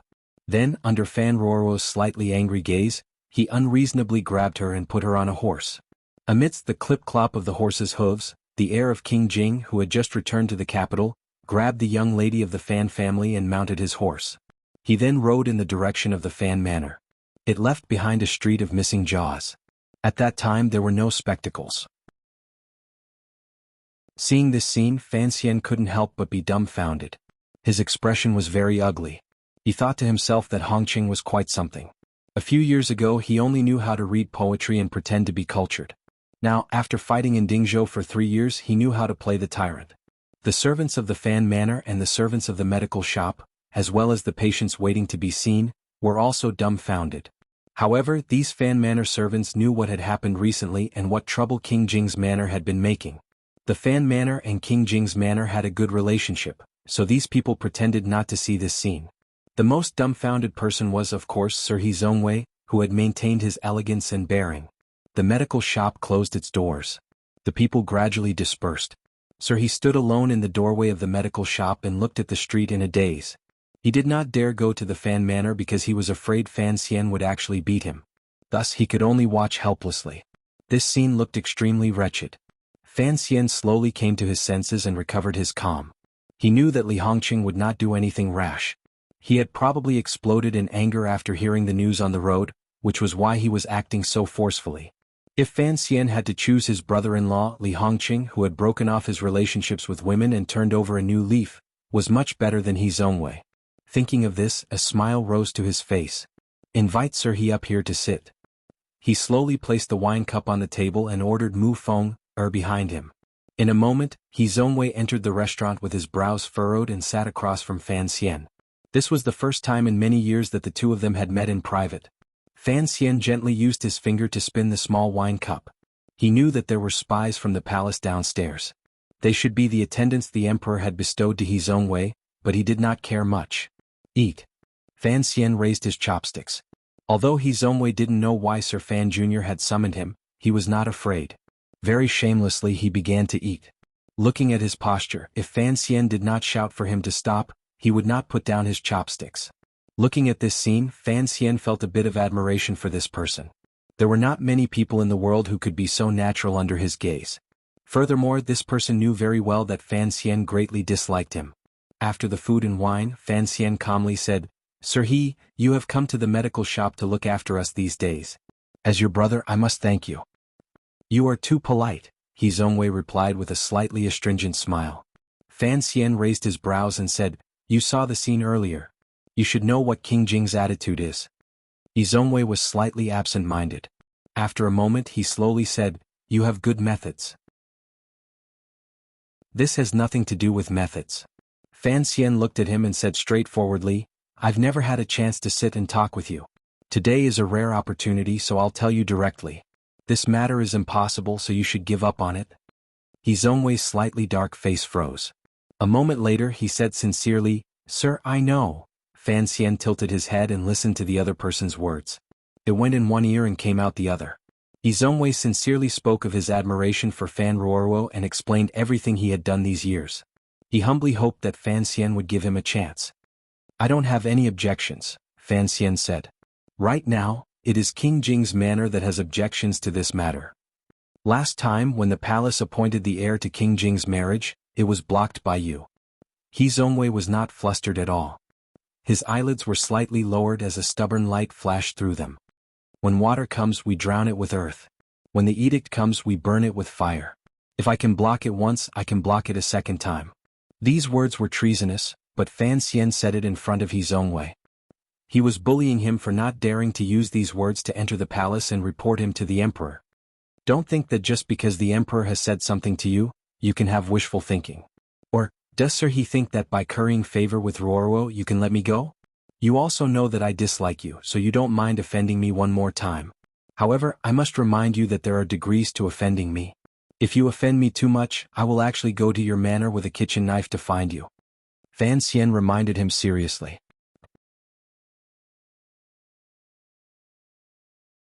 Chapter 623. For something like killing, you use your mouth to do it, but I use my hands to do it. Fan Xian stood and glanced at him. Think carefully. If I kill you, will the emperor have me pay with my life for yours? After these words were said, He Zongwei fell silent. A moment later he took a deep breath. A flush of embarrassment and anger gradually appeared on his slightly dark face. Ever since he had entered the court, his journey had been smooth.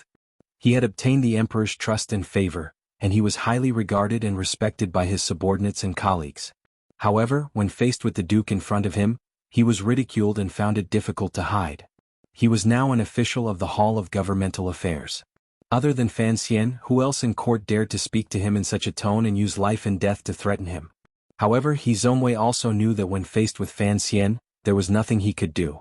Putting aside nonsense like being favored by the emperor, just his blood relationship with the emperor was something that he, as an official, could never hope to achieve. He Zongwei did not understand why Sir Fan Jr. had such strong enmity toward him. All the civil and military officials in court did not understand. If it was the matter of Prime Minister Lin's fall, it was single-handedly controlled by the eldest princess. At that time, He Zongwei was only a small chess piece and had not yet entered the court.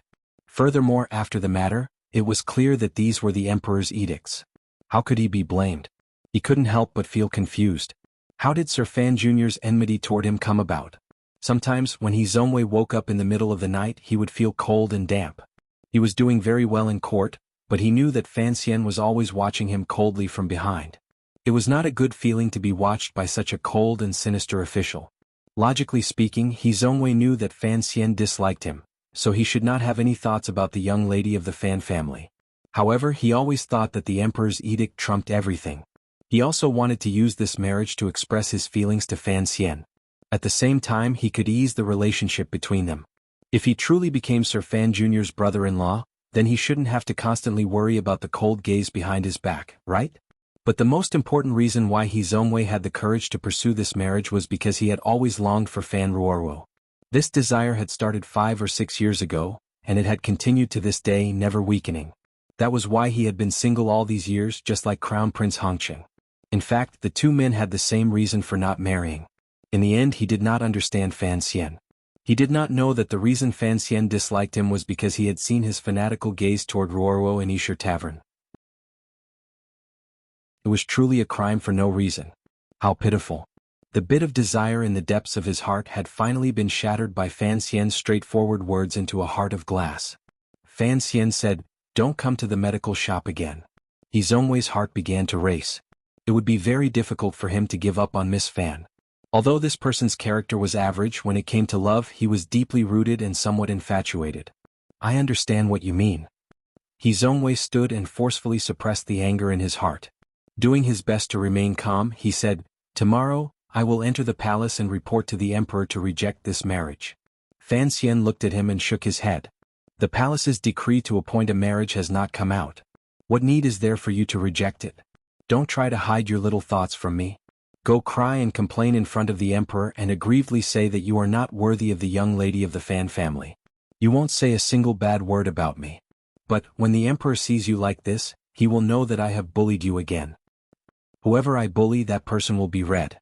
This is the current situation. He looked at He Zongwei and smiled self-mockingly. Do you want to use this matter to make the emperor pity your loyalty even more? He Zongwei finally could not suppress the anger in his heart. He looked coldly at Fan Xian and said, "What exactly do you want me to do? This won't do and that won't do. Do you have to force an official to death before you are satisfied?" That's what you said yourself. Fan Xian looked at him with slight mockery. The night before last, who the scholar personally came to the manor to speak on your behalf. Last night, the former scholar of the Hall of the Virtuous, Zheng Wenxiang, your former teacher, came with Scholar Panling to speak on your behalf. Sir, he is at the height of his fame. With 3 scholars acting as a matchmaker, how could I, a mere commissioner of the Overwatch Council, force you? Hearing these plain and harsh words, He Zongwei found it difficult to suppress the anger in his heart. In a low voice he said, "May I ask, where exactly have I done wrong to offend you?" Fan Xian smiled slightly mockingly and said, "I don't like you. That is your fault." "Sir Fan Jr., I am the Emperor's official." He Zongwei smiled in his extreme anger. Coldly he said, "Even if your power overturns the court, you are still only the Emperor's official." Threatening a court official in the street and looking down on the Emperor, are you not afraid that the Emperor will send down an edict and take away your position of power? You must know that one must be careful and not be arrogant in their actions. Fan Xian did not get angry. He only stood calmly across from him and quietly said, "Everyone understands this principle. 3 years ago, the second prince once said the exact same words as you in the tea shop of Baoyue brothel. Don't forget he is lying in his grave while I am outside." After saying this, Fan Xian left the restaurant. He had already said what he needed to say to He Zongwei and expressed his attitude to him. As for whether or not the other party was willing to accept it, that was his problem. Returning to the Fan Manor, he saw Ruoruo surrounded by Wan and Yi Ling. She was quietly saying something with an unnatural expression. Li Hongqing, who had taken her back to the manor, had left for some reason and was not in the manor. Seeing Fan Xian return, Lin Wanner gave him a meaningful glance and shook her head helplessly. It was probably because she felt helpless about her sister-in-law's marriage, which had caused a storm in the city. Yi Ling only glanced at Fan Xian. She did not, as Fan Xian had expected, charge forward and ask him as her elder brother, why couldn't he even do such a small thing? It looked like love was indeed gentle.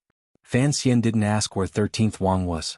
He couldn't resist smiling slightly and waving his hand at his sister. The brother and sister entered the second study. "Did Hongqing run away first because he was afraid I would beat him?" Fan Xian asked quietly as he and his sister sat facing each other. Fan Ruoruo blushed slightly.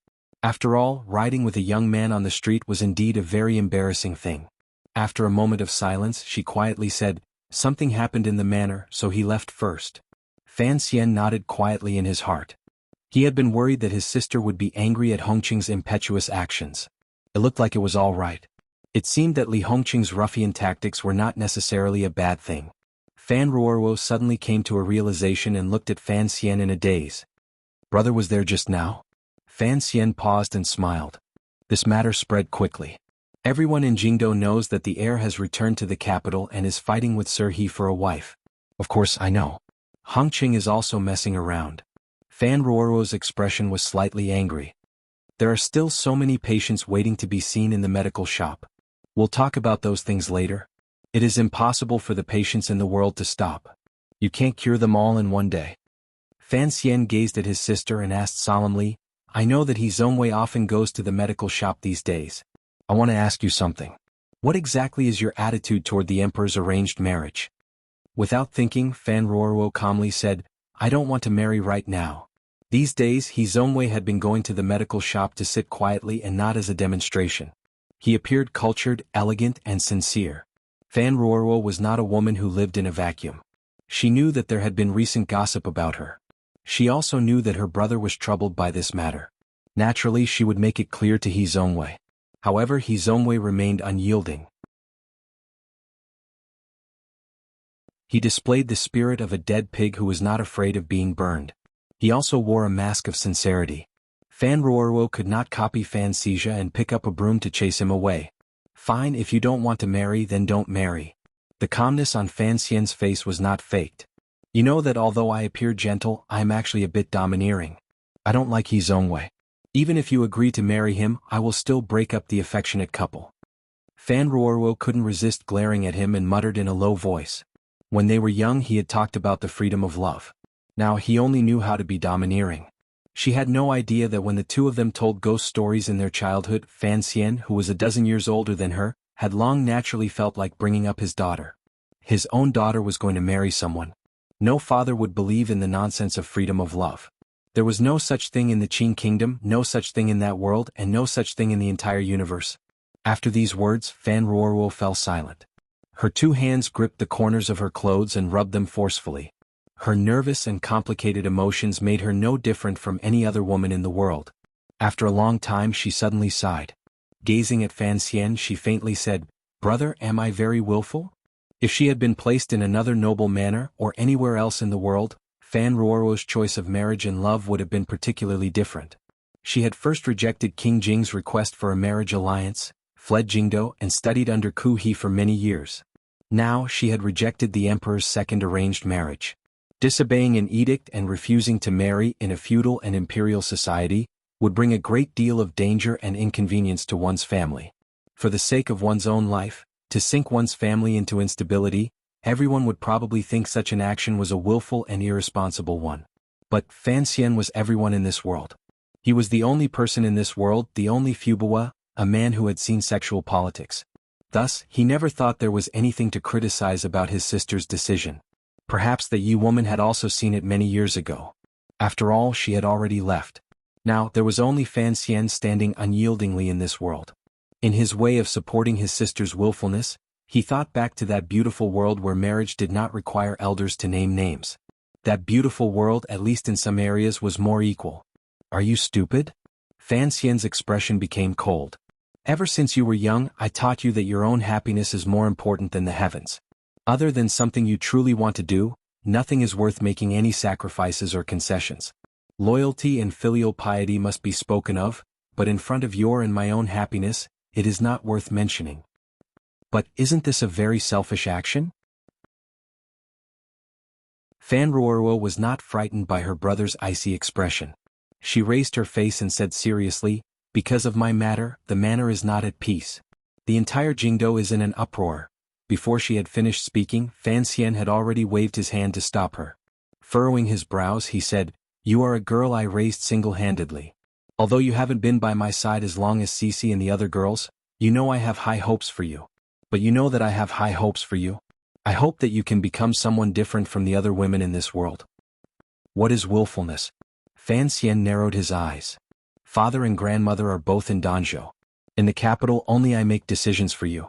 What is there to be afraid of being willful? As for being selfish, I have always been an extremely selfish person, particularly when it comes to family. You should know this very well." Fan Ruoruo lowered her head and was speechless. Her eyes gradually became wet. Only she, who was involved, knew how much her brother had worried about her marriage after he entered the capital. Back then, in order to reject King Jing's marriage proposal, he had even made an agreement with the northern Qi people to exchange her for Ku He's tutelage. It seemed simple, but in reality Fan Xian had paid a great price for it. Every time she thought of it, Fan Ruoruo always felt that her willfulness had caused her brother to worry too much. The heavier the guilt in her heart, the more she could feel her brother's affection for her. All kinds of feelings mingled in her heart. It was not something that could be expressed clearly with words. In the next few days, Fan Xian seemed to have forgotten about the arranged marriage in the palace. He only sank into the Overwatch Council and Yan Bingyun arranging matters regarding Dongyi. The Shi Lake matter had already laid a good foundation. No matter how capable Chief Su Bida and Haitang Duo, who had changed her name to Songji Xianling, were, the spies in Dingzhou and Qingzhou had been completely wiped out by the Overwatch Council. Additionally, the grasslands had once again sunk into an unstable state because of the left virtuous prince's sudden death. The western border of the Qing kingdom could finally breathe a sigh of relief. All of the affairs of the Overwatch Council were actually handled by Yan Bingyun. Every time he thought of this matter, Fan Xian couldn't help but feel lucky for his decision to enter deep into Shangjing to save Sir Yan Jr. His abilities lay in sudden attacks, decisive attacks, and judgment of the general situation. Yan Bingyun was the best person to plan and execute the specific plans. Without Yan Bingyun's help, Fan Xian would not have been able to control such an enormous Overwatch Council system. Events had long proven this point. After Fan Xian entered the capital, the Overwatch Council's major operations were all carried out by this fluttering white-clothed Sir Yan Jr., who was clearly separated from the Overwatch Council's black official robes. The only time Fan Xian had decided on his own was the matter of the Jiaozhou Navy clearing the army. After this operation, it had been thoroughly criticized by Qin Pingping. After Fan Xian told Yan Bingyun of his and the emperor's intentions, he stopped worrying about the Dongyi matter. He only took 13th Wang and quietly entered the palace. Although Fan Xian and the emperor were still in a cold war because of Ruo's marriage, this was a major matter concerning court politics. Neither father nor son would choose to be angry. Since the emperor already secretly knew of 13th Wang's existence, Fan Xian would not make a big mistake on such a small matter. As for the marriage appointment, although the task of challenging the emperor had already been handed to King Jing's manor, Fan Xian still watched with concern from the side. Fan Ruo continued to go to the medical shop every day to take care of the patients. Crown Prince Hongqing stood outside the medical shop with a cold expression. Perhaps the Crown Prince felt great anger at the news of the marriage appointment in the palace. His face was extremely dark. The patients who came to and from the medical shop couldn't help but feel a chill in their hearts as they felt the coldness from this noble's body. Li Hongqing was now the #1 figure in the Dingzhou military. It was rare for him to return to the capital to debrief once in 3 years. Yet he was willing to stand outside a medical shop as a bodyguard. For a proper general to be a door god, everyone in Jingdou felt a glimmer of coldness. Even Hu the scholar did not waste any more words with Fan Xian. He Zhongwei did not give up the idea in his heart because of Fan Xian's threats. He went to the medical shop a few times and was coldly chased out by Li Hongqing. The small medical shop had become a wrestling ground between an official and a general. However, He Zhongwei was, after all, a civil official. How could he defeat Hongqing, who pretended to be a martial artist? A medical shop had already become a sight in Jingdou. Hearing of this, Fan Xian couldn't help but sigh. He thought to himself that old Master Lu was right. Words were never as powerful as fists. He smiled slightly and felt sad for He Zhongwei. He was a proper official of the Hall of Governmental Affairs, yet he had run into 2 unreasonable but indescribably noble descendants of the royal family like himself and Hongqing. In the end he could only suffer. During these few days, He Zhongwei had entered the palace once and probably expressed his intention to tactfully decline the marriage appointment. This was not outside of Fan Xian's expectations. Given He Zhongwei's harsh thoughts, he would not pass up such an opportunity to strike at Fan Xian. Even though Fan Xian had warned him, he still did not give up. As expected, when the emperor saw He Zhongwei's dim appearance, he guessed that Fan Xian had secretly and inhumanely threatened his trusted official. He flew into a rage and urgently summoned Fan Xian into the palace to give him a good scolding in the royal study. Fan Xian only listened expressionlessly and, as always, used silence to resist. Appointing a marriage was a small matter. The emperor intended to use this matter to completely break down his defenses and have him become a timid and blindly loyal official. This was an arrangement he could not accept. He was not afraid of the emperor's displeasure. The present was different from the past. The Overwatch Council and Palace Treasury in Fan Xian's hands provided the most important order and financial support for the healthy development and maintenance of the Qing court. Even the emperor knew this. He knew that he was becoming more and more inseparable from this proud, illegitimate child. For the Qing emperor, the more he admired Fan Xian, the more he hoped that Fan Xian would reveal all of his thoughts to him and listen to all of his arrangements. He always felt that in Ji, this child, was sometimes too stubborn. His personality was a bit too distant.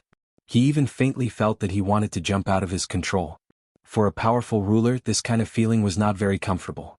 Thus he wanted Fan Xian to back down. Entering the winter months, Fan Xian still did not back down. He continued to carry King Jing's manor to fight with the palace. After the matter of the marriage between the He and Fan families caused a ruckus, it gradually calmed down. There was no follow-up edict from the palace. The Crown Prince's door god continued to coldly watch all of the doctors and patients who came in from the medical shop. If any of those poor patients had the surname He, they would all take a fake name and go see the doctor again. The only person in the world who was not afraid of the emperor was probably King Jing. After all, he had fought with his brother many times when he was young. Even though he hadn't won many of them, his fists had at least tasted dragon meat. Once they were close, there was less respect and fear in his heart. Furthermore, one could be strong without desires. King Jing's life was filled with flowers, grass and soil. He never interfered with court politics. The emperor probably always felt some guilt toward his only brother. Other than furrowing his brows, he could not come up with any more methods of punishment. Li Hongqing had led the army in Dingzhou for 3 years. He had taken the lead and bathed in blood as he killed the enemy. Even if he had not performed meritorious deeds, he had worked hard. He was clearly going to steal He Zhongwei's wife. What could the emperor do? It was only because of the emperor's words that he could not go back on. Additionally, he could not save face. That was why he stubbornly insisted on his own opinion. The first snow fell in Jingdo. Fan Xian blew out a mouthful of white mist. Standing by the carriage, he said to 13th Wang beside him, "Everything that needs to be said has been said. The Qing kingdom can put some pressure on the manner of the master of the city, but I can't do anything about the differences within the sword hut. Presumably you also don't want me to interfere."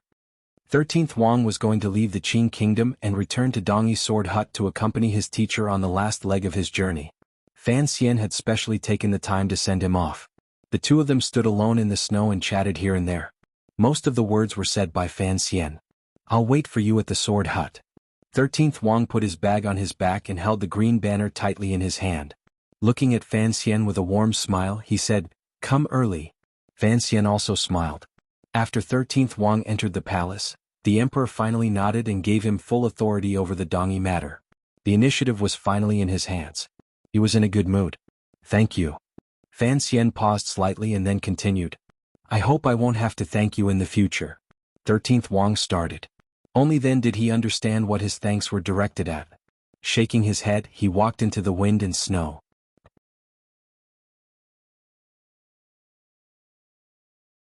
Chapter 624. The mink coat was very warm. Looking at the figure gradually disappearing into the wind and snow, Fan Xian's heart was also very warm. His life was truly frightening and full of scheming and scheming. Although it was fulfilling, it also made his heart tired. It was a rare enjoyment to be able to associate with a simple and pure person. Pulling back his gaze from the snowflakes in the distance, Fan Xian's heart suddenly jumped. He had a strange feeling. It was as if next spring, when the sword hut opened for the last time, he might have some experiences he had never had before. He walked to the side of the black carriage and raised his right knee. Lowering his head, he carefully scraped at the snow and mud on the bottom of his boots on the steps of the carriage. As he scraped at the snow, he thought silently. After a long time, he lifted the thick cotton curtain of the carriage and lowered his head to crawl in. A gust of hot wind hit him in the face. Inside the spacious Overwatch Council carriage, a specially made little heater was releasing a spring-like aura. Compared to the freezing weather outside, it was a completely different world. Fan Xian accepted the towel and brushed away the snow on his collar. "He's already gone far away. Can we go back now?" Yilinger accepted the towel from his hand and lowered her head. Her long eyelashes decorated her bright eyes, as well as the complicated emotions in them. Quietly she said, "I'm not here to send him off." "If you're not here to send 13th brother off, are you here to admire the snow with me?" Fan Xian asked without good humor. "I really don't understand what you're thinking. It's already been over a month, yet it's still like when we first met in Qingzhou." "Teacher, I'm not thinking anything," Yilinger said seriously as she raised her head. "Next year Sigujian is going to die. Dongyi is split into two factions of opinion and is arguing endlessly. 13th Wang's return to Dongyi this time will probably be troublesome. Although he is Sigujian's most beloved last disciple, he doesn't have many connections." Fan Xian thought for a bit and then slowly said, "I'm afraid there will still be a fight in the end." "Can't you help him? He has done so much for the Overwatch Council," Yilinger asked anxiously. "You don't need to say that. He is someone who works for me. Of course I have to repay him," Fan Xian said. Fan Xian said, "Sigujian's attitude toward me is sufficiently sincere. Although this strange old creature certainly doesn't want to make any deals with the Emperor, it shouldn't be a problem to discuss a deal with me." He suddenly looked at Yilinger and said quietly, "The problem is that after he returns to Dongyi, he will probably stay there for a long time. Have you thought about this problem?" "Why am I thinking about this?" After the second prince's death, Yilinger was no longer as free and easy as before. She had become much more silent and mature. Although she still talked and laughed freely in front of Fan Xian and these familiar people, regardless of whether it was Fan Xian or Lin Wana, they could all see the shadow in the depths of her heart. It was not until she met 13th Wang in Qingzhou and saw each other's scenery that Yilinger's emotions seemed to shake off the military on the border. Fan Xian was very happy to see this kind of change. He also knew that given 13th Wang's identity, the matter between the two of them was indeed very difficult. He shook his head and did not elaborate on the issue. It was Yilinger who, because of her own thoughts, thought of the matter that had been troubling these young people recently. Looking at Fan Xian, she asked carefully, "Roro, are we just going to drag this matter out like this?" At the mention of this matter, Fan Xian's head was full of questions.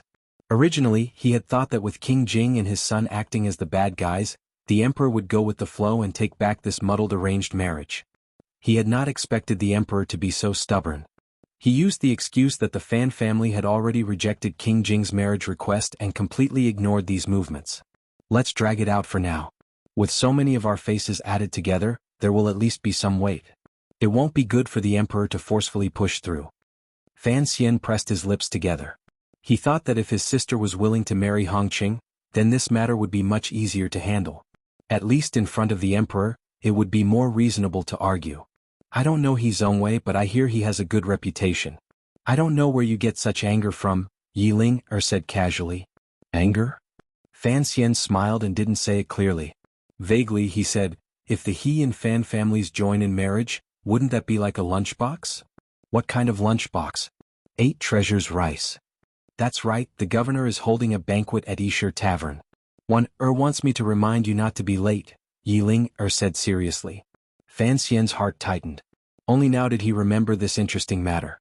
For the sake of the great prince taking a secondary fei, Fan Xian had bravely taken on the heavy responsibility of disciplining the young lady of the Wang family.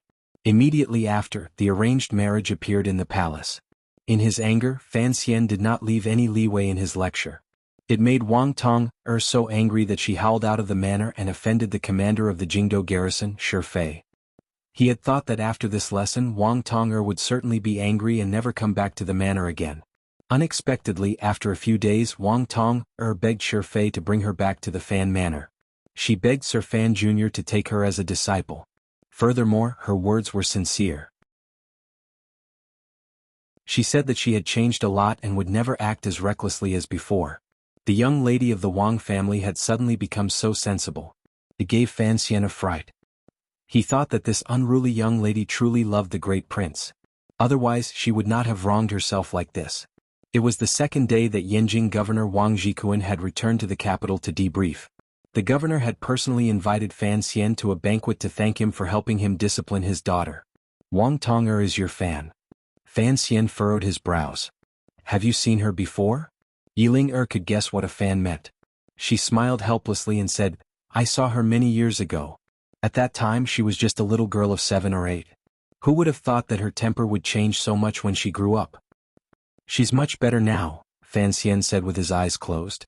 Looks like the young ladies are all the same. They're all masochists.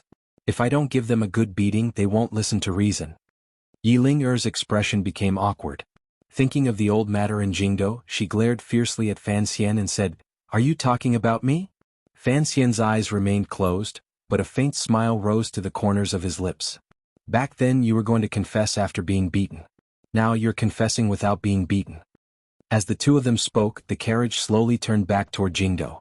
Crushing the ice and snow on the road, it moved forward along the deep tracks. Fan Xian felt that the carriage was a bit too hot.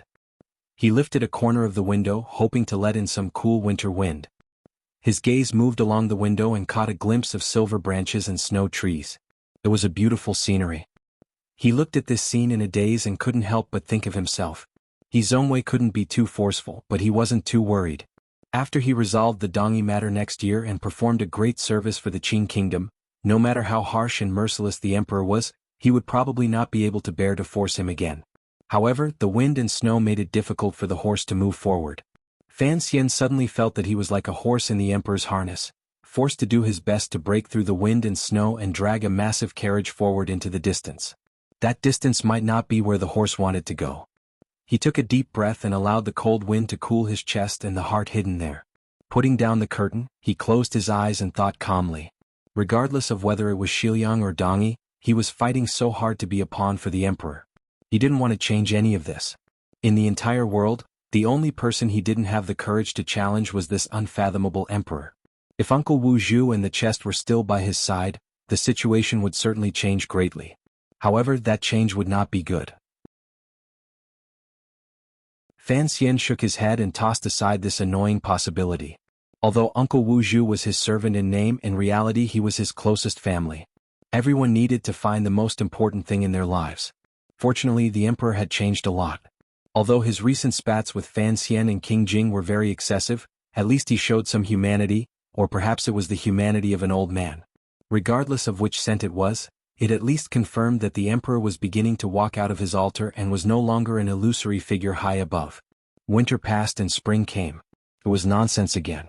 In short, on a bright and beautiful day in spring, the Qin kingdom had long sent away the countless random snowfalls that had fallen and welcomed the warmer weather. Newly sprouted green buds and rustling emerald flowers were growing. In the most important county in the northeast of the Qin kingdom, Yanjing, a group of particularly important people welcomed them. It was already March. The green trees on both sides of the road swayed in the spring wind like children holding bouquets of flowers and shouting welcome. It looked like even these plants knew the importance of this group. Yanjing was slightly to the north. From Jingdo they went straight to Shao Mountain, turned north and passed through a flat road leading to Zhangzhou. Stretching northeast they arrived at this large city. Decades ago this place had been a city of the Wei Kingdom. History called it Nanjing. However, it had been forcefully taken down by the Qin kingdom's great emperor and renamed Yanjing, taking the meaning of a swallow returning with mud in its mouth. As for whether or not the old Yanjing had been the land of the Qin kingdom's ancestors 1,000 years ago, no one knew. However, the name Yanjing at least gave the Qin kingdom a righteous name. Additionally, the people here were docile and lived mostly between changes of rulers, so they did not have strong national feelings. Thus, the Qin kingdom had only ruled for 30 years, but it had become a familiar place. Just like that, it became the capital of the Qin kingdom. Yanjing was very large and prosperous. It bordered a dozen small vassal states controlled by Dongyi. It was particularly close to the Song kingdom. If the Qin kingdom wanted to conquer Dongyi, their army would have to come from Yanjing. Thus, during these 20 years the soldiers on the border of Yanjing were the elite of the Qing military. They were on par with the Dingzhou army in Xiliang and the northern camp near Zhangzhou in the north. Yanjing was the largest city the Qin kingdom had ever conquered. It was the best proof of the Qin emperor's martial prowess. Thus, the court had always been very attentive to this place. Not only had they invested large amounts of manpower, resources, and money into the military, they had also given it special treatment in government affairs. The civil officials serving in Yanjing had all been raised half a rank. Even the 6 yamens had special offices in Yanjing. Everyone knew the reason for such generous treatment. To the east of this place was Dongyi, and to the north, past Zhangzhou, was northern Qi. The Qin kingdom wanted to unify the world, so Yanjing would certainly be the starting point of the army's attack and the front-line headquarters. The Qing emperor had prepared for this for 30 years. He had managed Yanjing like an iron bucket. No one knew just how much grain and weapons were stored in the city. Presently, the head of the Yanjing military was Governor Wang Jikuan. He had always been deeply trusted by the Qing emperor. In the 7th year of the Qing calendar, the Yanjing camp had played an important role in stabilizing the country. It was because of the Yanjing camp's great power that the Zhangzhou northern camp, which had lost Yan Xiaoyi, was so smoothly taken over by Shi Fei. The officials of Dongshan Road had no power to retaliate at all. The head of the civil officials in Yanjing was also an important figure. His name was Mei Zhili. He was once a student of Duke Lu. 6 or 7 years ago, he had already taken up the position of Jingdo magistrate. Later he rose through the ranks and came to Yanjing. He had long become a second-level local official, only half a rank lower than a governor. These 2 important figures were waiting outside Yanjing with a smile. The officials and subordinates at their sides did not show any surprise. These officials and generals knew that although this group was not the emperor's royal entourage, it was about the same rank as the royal entourage. Furthermore, Governor Wang's daughter was also in the group. Amidst the music, countless signboards passed by. Eunuchs with swords walked by. The group of carriages stopped in front of the welcoming officials. A young official wearing black official robes with a light yellow ribbon around his waist lifted the curtain and came in front of the group. The person who had come was Fan Xian. He had come with the identity of an imperial envoy, so he was not surprised to see the array of people in front of him. He only laughed bitterly and accompanied Governor Wang and Sir Mei to go through all the procedures. Only then did he let out a long breath. He invited the 2 of them to rise so he could greet them. Wang Jikuan and Mei Zhili repeatedly said that they did not dare. Although the 2 of them were powerful officials, when they met this young master, they knew it was better to be respectful. Otherwise, no one knew what kind of wretched ending they would have in the future. They had heard that the days of the currently popular Sir He in court had not been very good. Wang Jikuan had only returned to Jingdo to report on his duties in the winter. He had met Fan Xian twice, so he was not a stranger, particularly since Fan Xian had brought Wang Tong'er back along the way.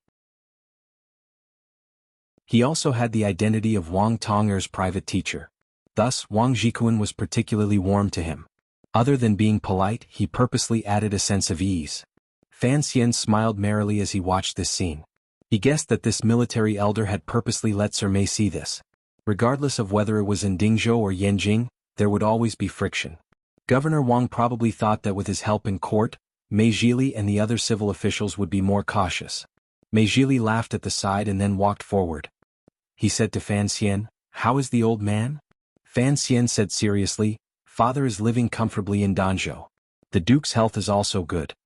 The Duke he was talking about was Lady Lu's father and Mei Zhili's teacher. Wang Jikuan watched this scene from the side and began to mutter in his heart. Only now did he understand that old Mei and Sir Fan Jr. had long known each other. Fan Xian and Mei Zhili were indeed old acquaintances. The first sensational thing that had happened when Fan Xian entered the capital had happened right under Mei Zhili's eyes. Mei Zhili had helped the Fan Manor greatly in the matter of punching Guo Baoquan in the street. "Why are you not staying in court and instead running to Yanjing?" Fan Xian asked with a smile. Mei Zhili lowered his voice and smiled. "How can a person be a Jingdou magistrate? It's best to run far away." The old man and the young man laughed loudly. Mei Zhili glanced at Wang Jikuan with an unspeakable pride. He thought, "You're walking the path of the Duke of Dambua because you're relying on your own daughter. I'm relying on his parents. Who is close and who is distant is up to you." Fan Xian laughed in spite of himself and said, "I don't think Sir Sun finds it difficult." After these words were said, even Wang Jikuan couldn't resist stroking his beard and smiling. He thought the Duke was indeed harsh and ruthless. Who in officialdom did not know of the Jingdou magistrate, Sun Jingxiu, who had profited from misfortune? If his daughter had not sold him out, he would probably have died long ago. Of course, every time this matter was brought up in officialdom, they couldn't help but discuss with shifty eyes how far Sir Fan Jr. had harmed the young lady, who placed righteousness before family, for her to be able to do such a thing. Fan Xian was only passing through Yanjing. His main goal was to go to Dongyi and participate in Sigu Jian's last opening of the Sword Hut. Everyone under heaven knew that this opening of the Sword Hut was probably the last time this great grandmaster would meet the world. The opening ceremony this time was very grand. Not only did nobles from Dongyi and the vassal states around the city go forward to give their greetings, but even Northern Qi and the Qing Kingdom, the two major powers in the world, were invited.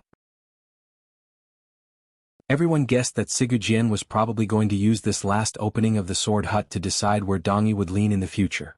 Thus, the Northern Qi and Qing courts did not dare slight and each sent out representatives. Because of Fan Xian's relationship with 13th Wang, he became the Qing Kingdom's representative. As for why the imperial envoy would bring Wang Tonger back to Yanjing along the way, it was because the matter of the great prince taking a secondary fei had been settled. In June she would be preparing to enter the family. However, the reputation of a secondary fei was not good.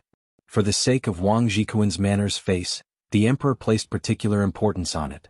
He had the young lady return home first and then take her thousands of li back to Jingdou. In Fan Xian's view, this was purely because he had eaten too much and had nothing to do. However, the Wang family was grateful for the emperor's favor and was unusually happy.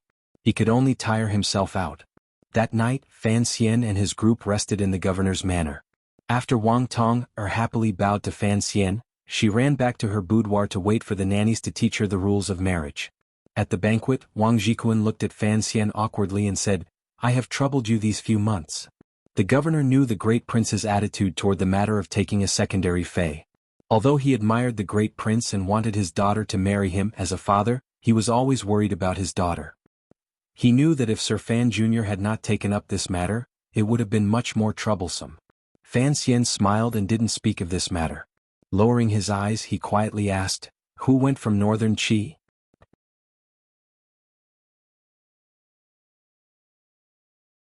Chapter 625. First of all, I apologize. I didn't update yesterday and I didn't ask for leave at the beginning. There's nothing to explain. It's all my own problem. I've truly drunk too much. I've slept through the early hours of last night and am still not feeling well. Before I came, I had thought that I would definitely get drunk, but I didn't think I would drink so much and fall so thoroughly. I will add yesterday's chapter before the 20th of this month and say my apologies. I'm planning on quitting drinking. Really. Looking at the world with one's eyes drunk and suddenly realizing there's a problem, it's scary. Furthermore, drinking is not good for the body. I have to take responsibility for myself, my family, everyone, and my work. Fan Xian had two intelligence teams in his hands. Regarding the movements under the heavens, he investigated quickly. However, the matter of Dongi opening the sword hut was the most important matter of the various powers' attention. He left the capital quickly. At that time, the Overwatch Council and Baoyue Brothel had not returned with intelligence. Yanjing was in the north and had many interactions with the other two powers under heaven. Furthermore, the military had its own intelligence network, so he urgently asked Wang Jikuan to see if he had any information. Wang Jikuan furrowed his brows and thought for a moment. He then said without much conviction, "Logically speaking, it should be Marquis Changning." The influence of Dongi's direction in the future was too far-reaching. Regardless of whether it was Northern Qi or the Qing Kingdom, they were both very nervous. The Qing Kingdom sending out their best fighter, Fan Xian, would probably not escape the analysis and judgment of the people under heaven. Northern Qi would certainly have to send out a corresponding figure to make Dongi feel their sincerity and bargaining chips. Marquis Changning was the brother of the Northern Qi Empress Dowager. Furthermore, he was in charge of the Northern Qi Palace Treasury's money flow. He was indeed an important figure. Fan Xian raised his brows and quietly said with some suspicion, "This Marquis is an old acquaintance. He's good at drinking, but when it comes to actually doing things, he's much worse than his son." Wang Jikuan knew they were talking about serious matters. Given his status as a governor, he didn't dare to slight it. Although Wei Hua is the commander of the Brocade Guard, the status of the Northern Qi Brocade Guard is far below that of the council. He doesn't have that much authority. Fan Xian nodded. The Overwatch Council was a special organization. Other than the extremely confident emperor, no emperor dared to allow such an organization to exist. Although the Northern Qi Brocade Guard had inherited the Red Cavalry that Shaoan had organized, under the attacks of the Northern Qi Empress Dowager and the emperor and his mother, their power was far from what it had been in the Wei Kingdom. Particularly after Xin Zhong had been stabbed to death in the street by Shang Shanhu, although the Brocade Guard's power remained, their status was declining day by day. If the Northern Qi Emperor truly wanted to do something in Dongi, Wei Hua was not a good choice. No matter who they send, in the end, it is a competition of national power. It is best not to think about it anymore. Fan Xian took a sip of wine. A faint tiredness rose between his brows. Wang Jikuan looked at him with a slight smile and said, "Sir Fan Jr.'s trip will certainly be successful." Fan Xian laughed bitterly. Before leaving Jingdo, everyone, including Hu the scholar, had the same confidence as Governor Wang. Even when the emperor was giving instructions in the royal study, it seemed that he had never thought that Fan Xian would lose this battle. He didn't know that in the hearts of the Qing officials and people, the words Sir Fan Jr., embroidered in gold, had long become a patch of gold. Everyone had a great deal of confidence in him. The events of the past 5 years had long proven that as long as he personally acted, there was nothing he could not do. In the spring of the 10th year of the Qing calendar, the entire Qing court seemed to be quietly waiting for Dongi's submission and Sir Fan Jr.'s carriage to enter the sword hut. Without the use of a single soldier, they would begin to take over a large piece of land, the people living on it, and the vast wealth accumulated over countless years. However, Fan Xian himself would not have such thoughts. Although he had sensed Sigu Jian's attitude through 13th Wang and had carefully expressed his attitude to this sword saint, the two sides had, to a certain extent, found a point of intersection of benefits. However, the benefits he had to fight for the Qing kingdom on this trip to Dongi were too great. Looking at it from another perspective, the benefits Dongi had to pay were too great. This was not playing house or a large business that involved millions of liang of silver. It was a true change in history. A true historical event was about to happen in front of Fan Xian's eyes, perhaps even in his hands. In such a situation, Fan Xian had no choice but to be fearful. He often wondered what virtue or ability he had to be able to open up land and expand his borders. Furthermore, he might be walking the path of the Qing dynasty. The problem was Sigu Jian was heavily injured and about to die. His hatred and anger toward the Qing emperor could probably not be washed away even with all the waters of the East Sea. Although this great grandmaster knew that after his death, Dongi would certainly be divided between the two large countries, he had to think about the city and the vassal states beside it. That was why he had invited Northern Qi and the Qing kingdom to participate in the last opening ceremony of his life. He still had to fight for the people of Dongi one last time. Fan Xian couldn't help but think of the last deep conversation he had with the emperor in the royal study before he left the capital. At that time, there had been a faint smile on the emperor's face. Although, like the other officials, he was full of confidence in Fan Xian's trip to Dongi, his words and actions showed that he did not place much importance on this opening ceremony. Fan Xian understood the emperor's thoughts. Someone as confident as the emperor did not care at all about the conciliatory intentions and final goodwill that Dongyi was about to collapse. In the emperor's view, this was Dongyi's last cry of sorrow. If the Qing kingdom could spend less money to obtain Dongyi's land and wealth, it would be worth it. However, if the conditions Sigujien raised were nonsensical to the Qing emperor, the Qing emperor would not be afraid to raise the knives and spears in his hands and turn this cry of sorrow into a wretched cry. Given Fan Xian's analysis and understanding of the personalities of these two powerful men, the conditions Sigujien was about to raise were certainly something the Qing emperor would not be able to accept. This was the biggest problem he faced on this trip. The diplomatic group did not waste too much time in Yanjing. Early the next morning, Fan Xian left the city under the escort of Wang Jikuan and Mei Zhili. He met up with the 4th Bureau of the Overwatch Council who had hurried over from Jiangnan and headed toward the official road. The group of carriages headed toward the Qing border. Before they had completely left the escorting soldiers of the Yanjing camp, they met up with another group. Under everyone's confused gazes, a merchant climbed into Fan Xian's carriage. "You've worked hard." Fan Xian patted Shi Chanli's shoulder. During these years, 3 of Fan Xian's 4 disciples had worked hard in the Qing court. Only Shi Chanli, who had failed to pass the imperial examinations, had become Fan Xian's personal helper. He had been in Jiangnan and in the luxurious counties outside the borders, opening Baoyue brothel with Sang Wen and secretly helping Fan Xian organize his sources of intelligence. In a low voice, Shi Chanli explained the recent situation of Baoyue brothel to Fan Xian, as well as some small news he had heard in Dongyi. "Looks like 13th Wang was right. There is internal strife in Dongyi. This time, everyone thinks the Qing kingdom is going to pick the fruit. Who would have thought that the fruit could also be poisonous?" Fan Xian listened for a moment and then smiled self-mockingly. "However, I don't know where the master of Dongyi gets his courage to oppose the Qing kingdom when Sigujien is about to pass away. The northern Qi people are certainly supporting him in secret. Even within the Sword Hut, there are many people who are unwilling to get close to the Qing kingdom. These things are not up to them whether they want to or not." Fan Xian sighed. "Power decides everything." Once Sigujien dies, Northern Qi and Dongyi will no longer have great grandmasters. The two sides can only meet on the battlefield. Northern Qi's territory is vast, the people are rich and the soil is fertile. They have the power to fight the Qing kingdom. However, Dongyi is built on trade. They are rich but not very strong. How can they be a match for the Qing army? The key problem is that Sigujien was injured by the emperor. Everyone in the Sword Hut hates the Qing kingdom to the bone. They would probably rather fight to the death than submit and become subjects.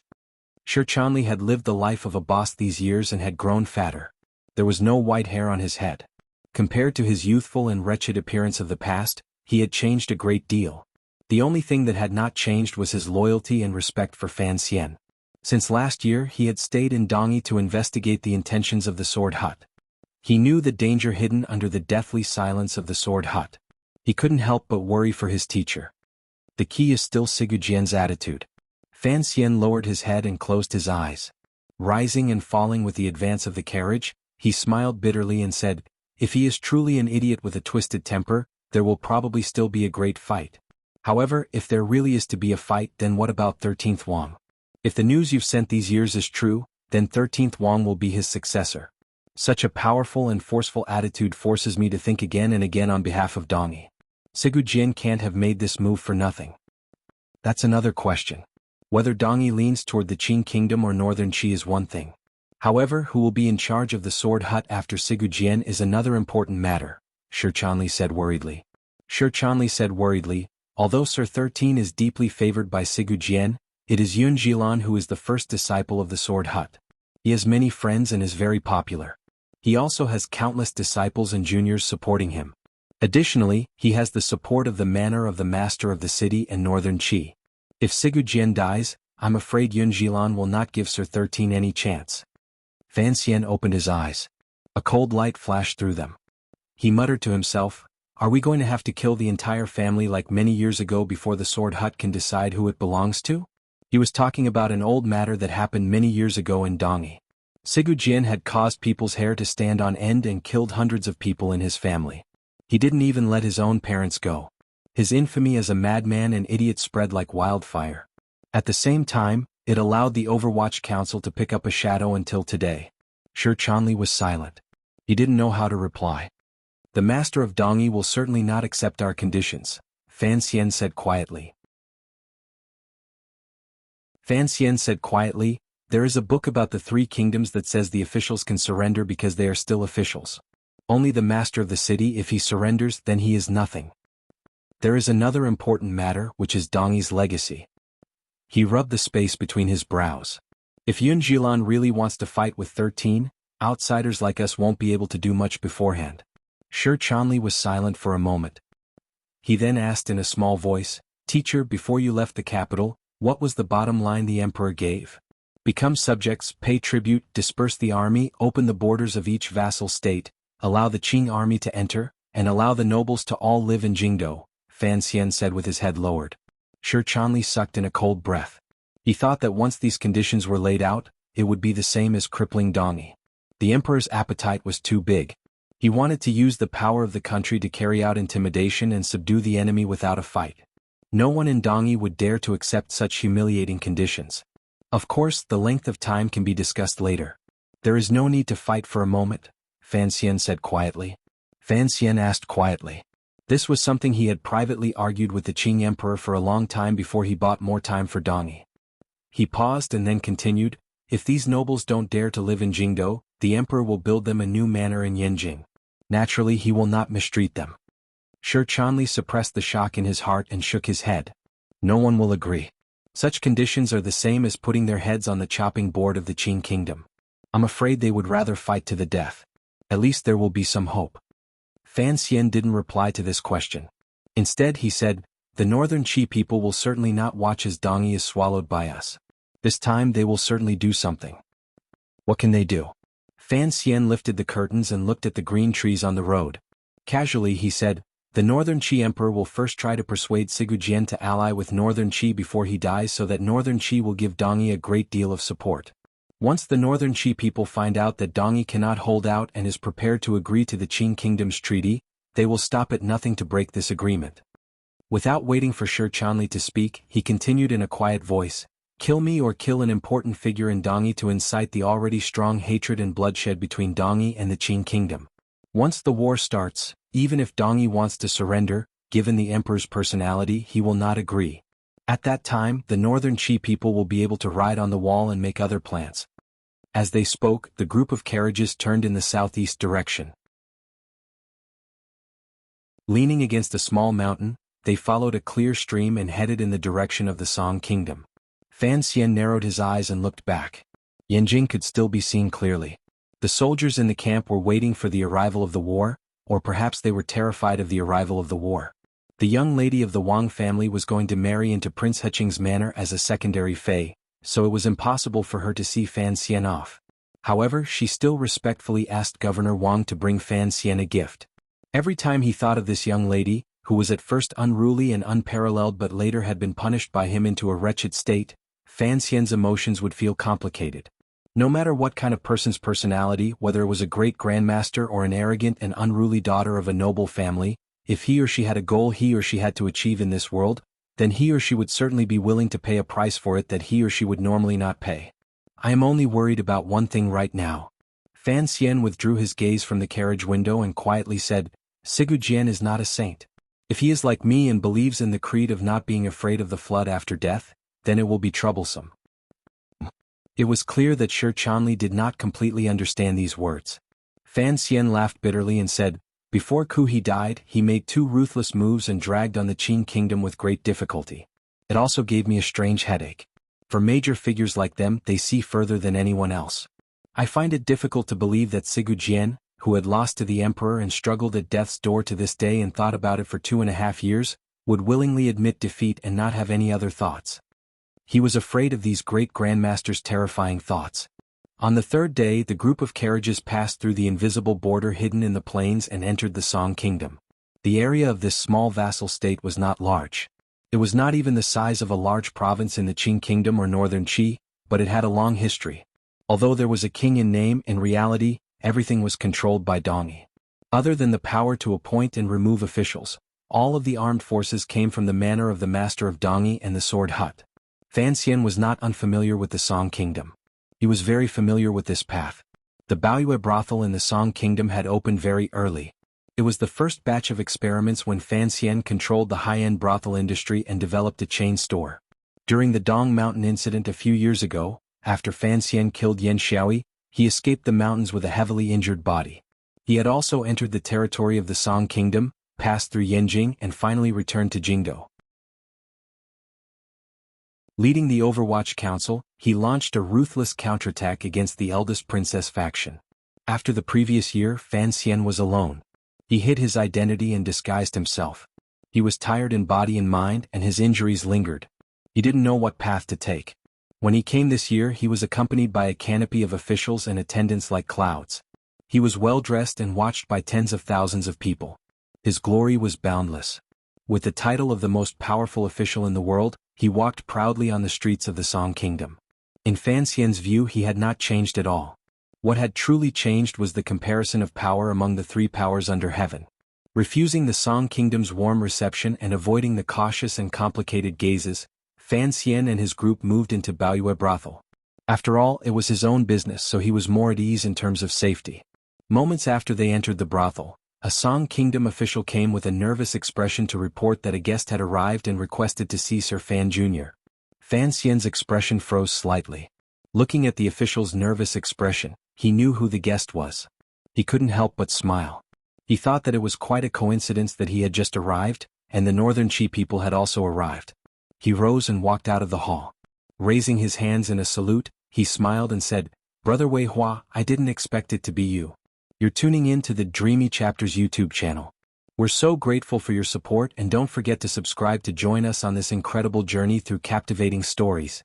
Your generosity through donations truly makes a world of difference, as it's the primary source of revenue that allows me to expand and enhance this channel for you.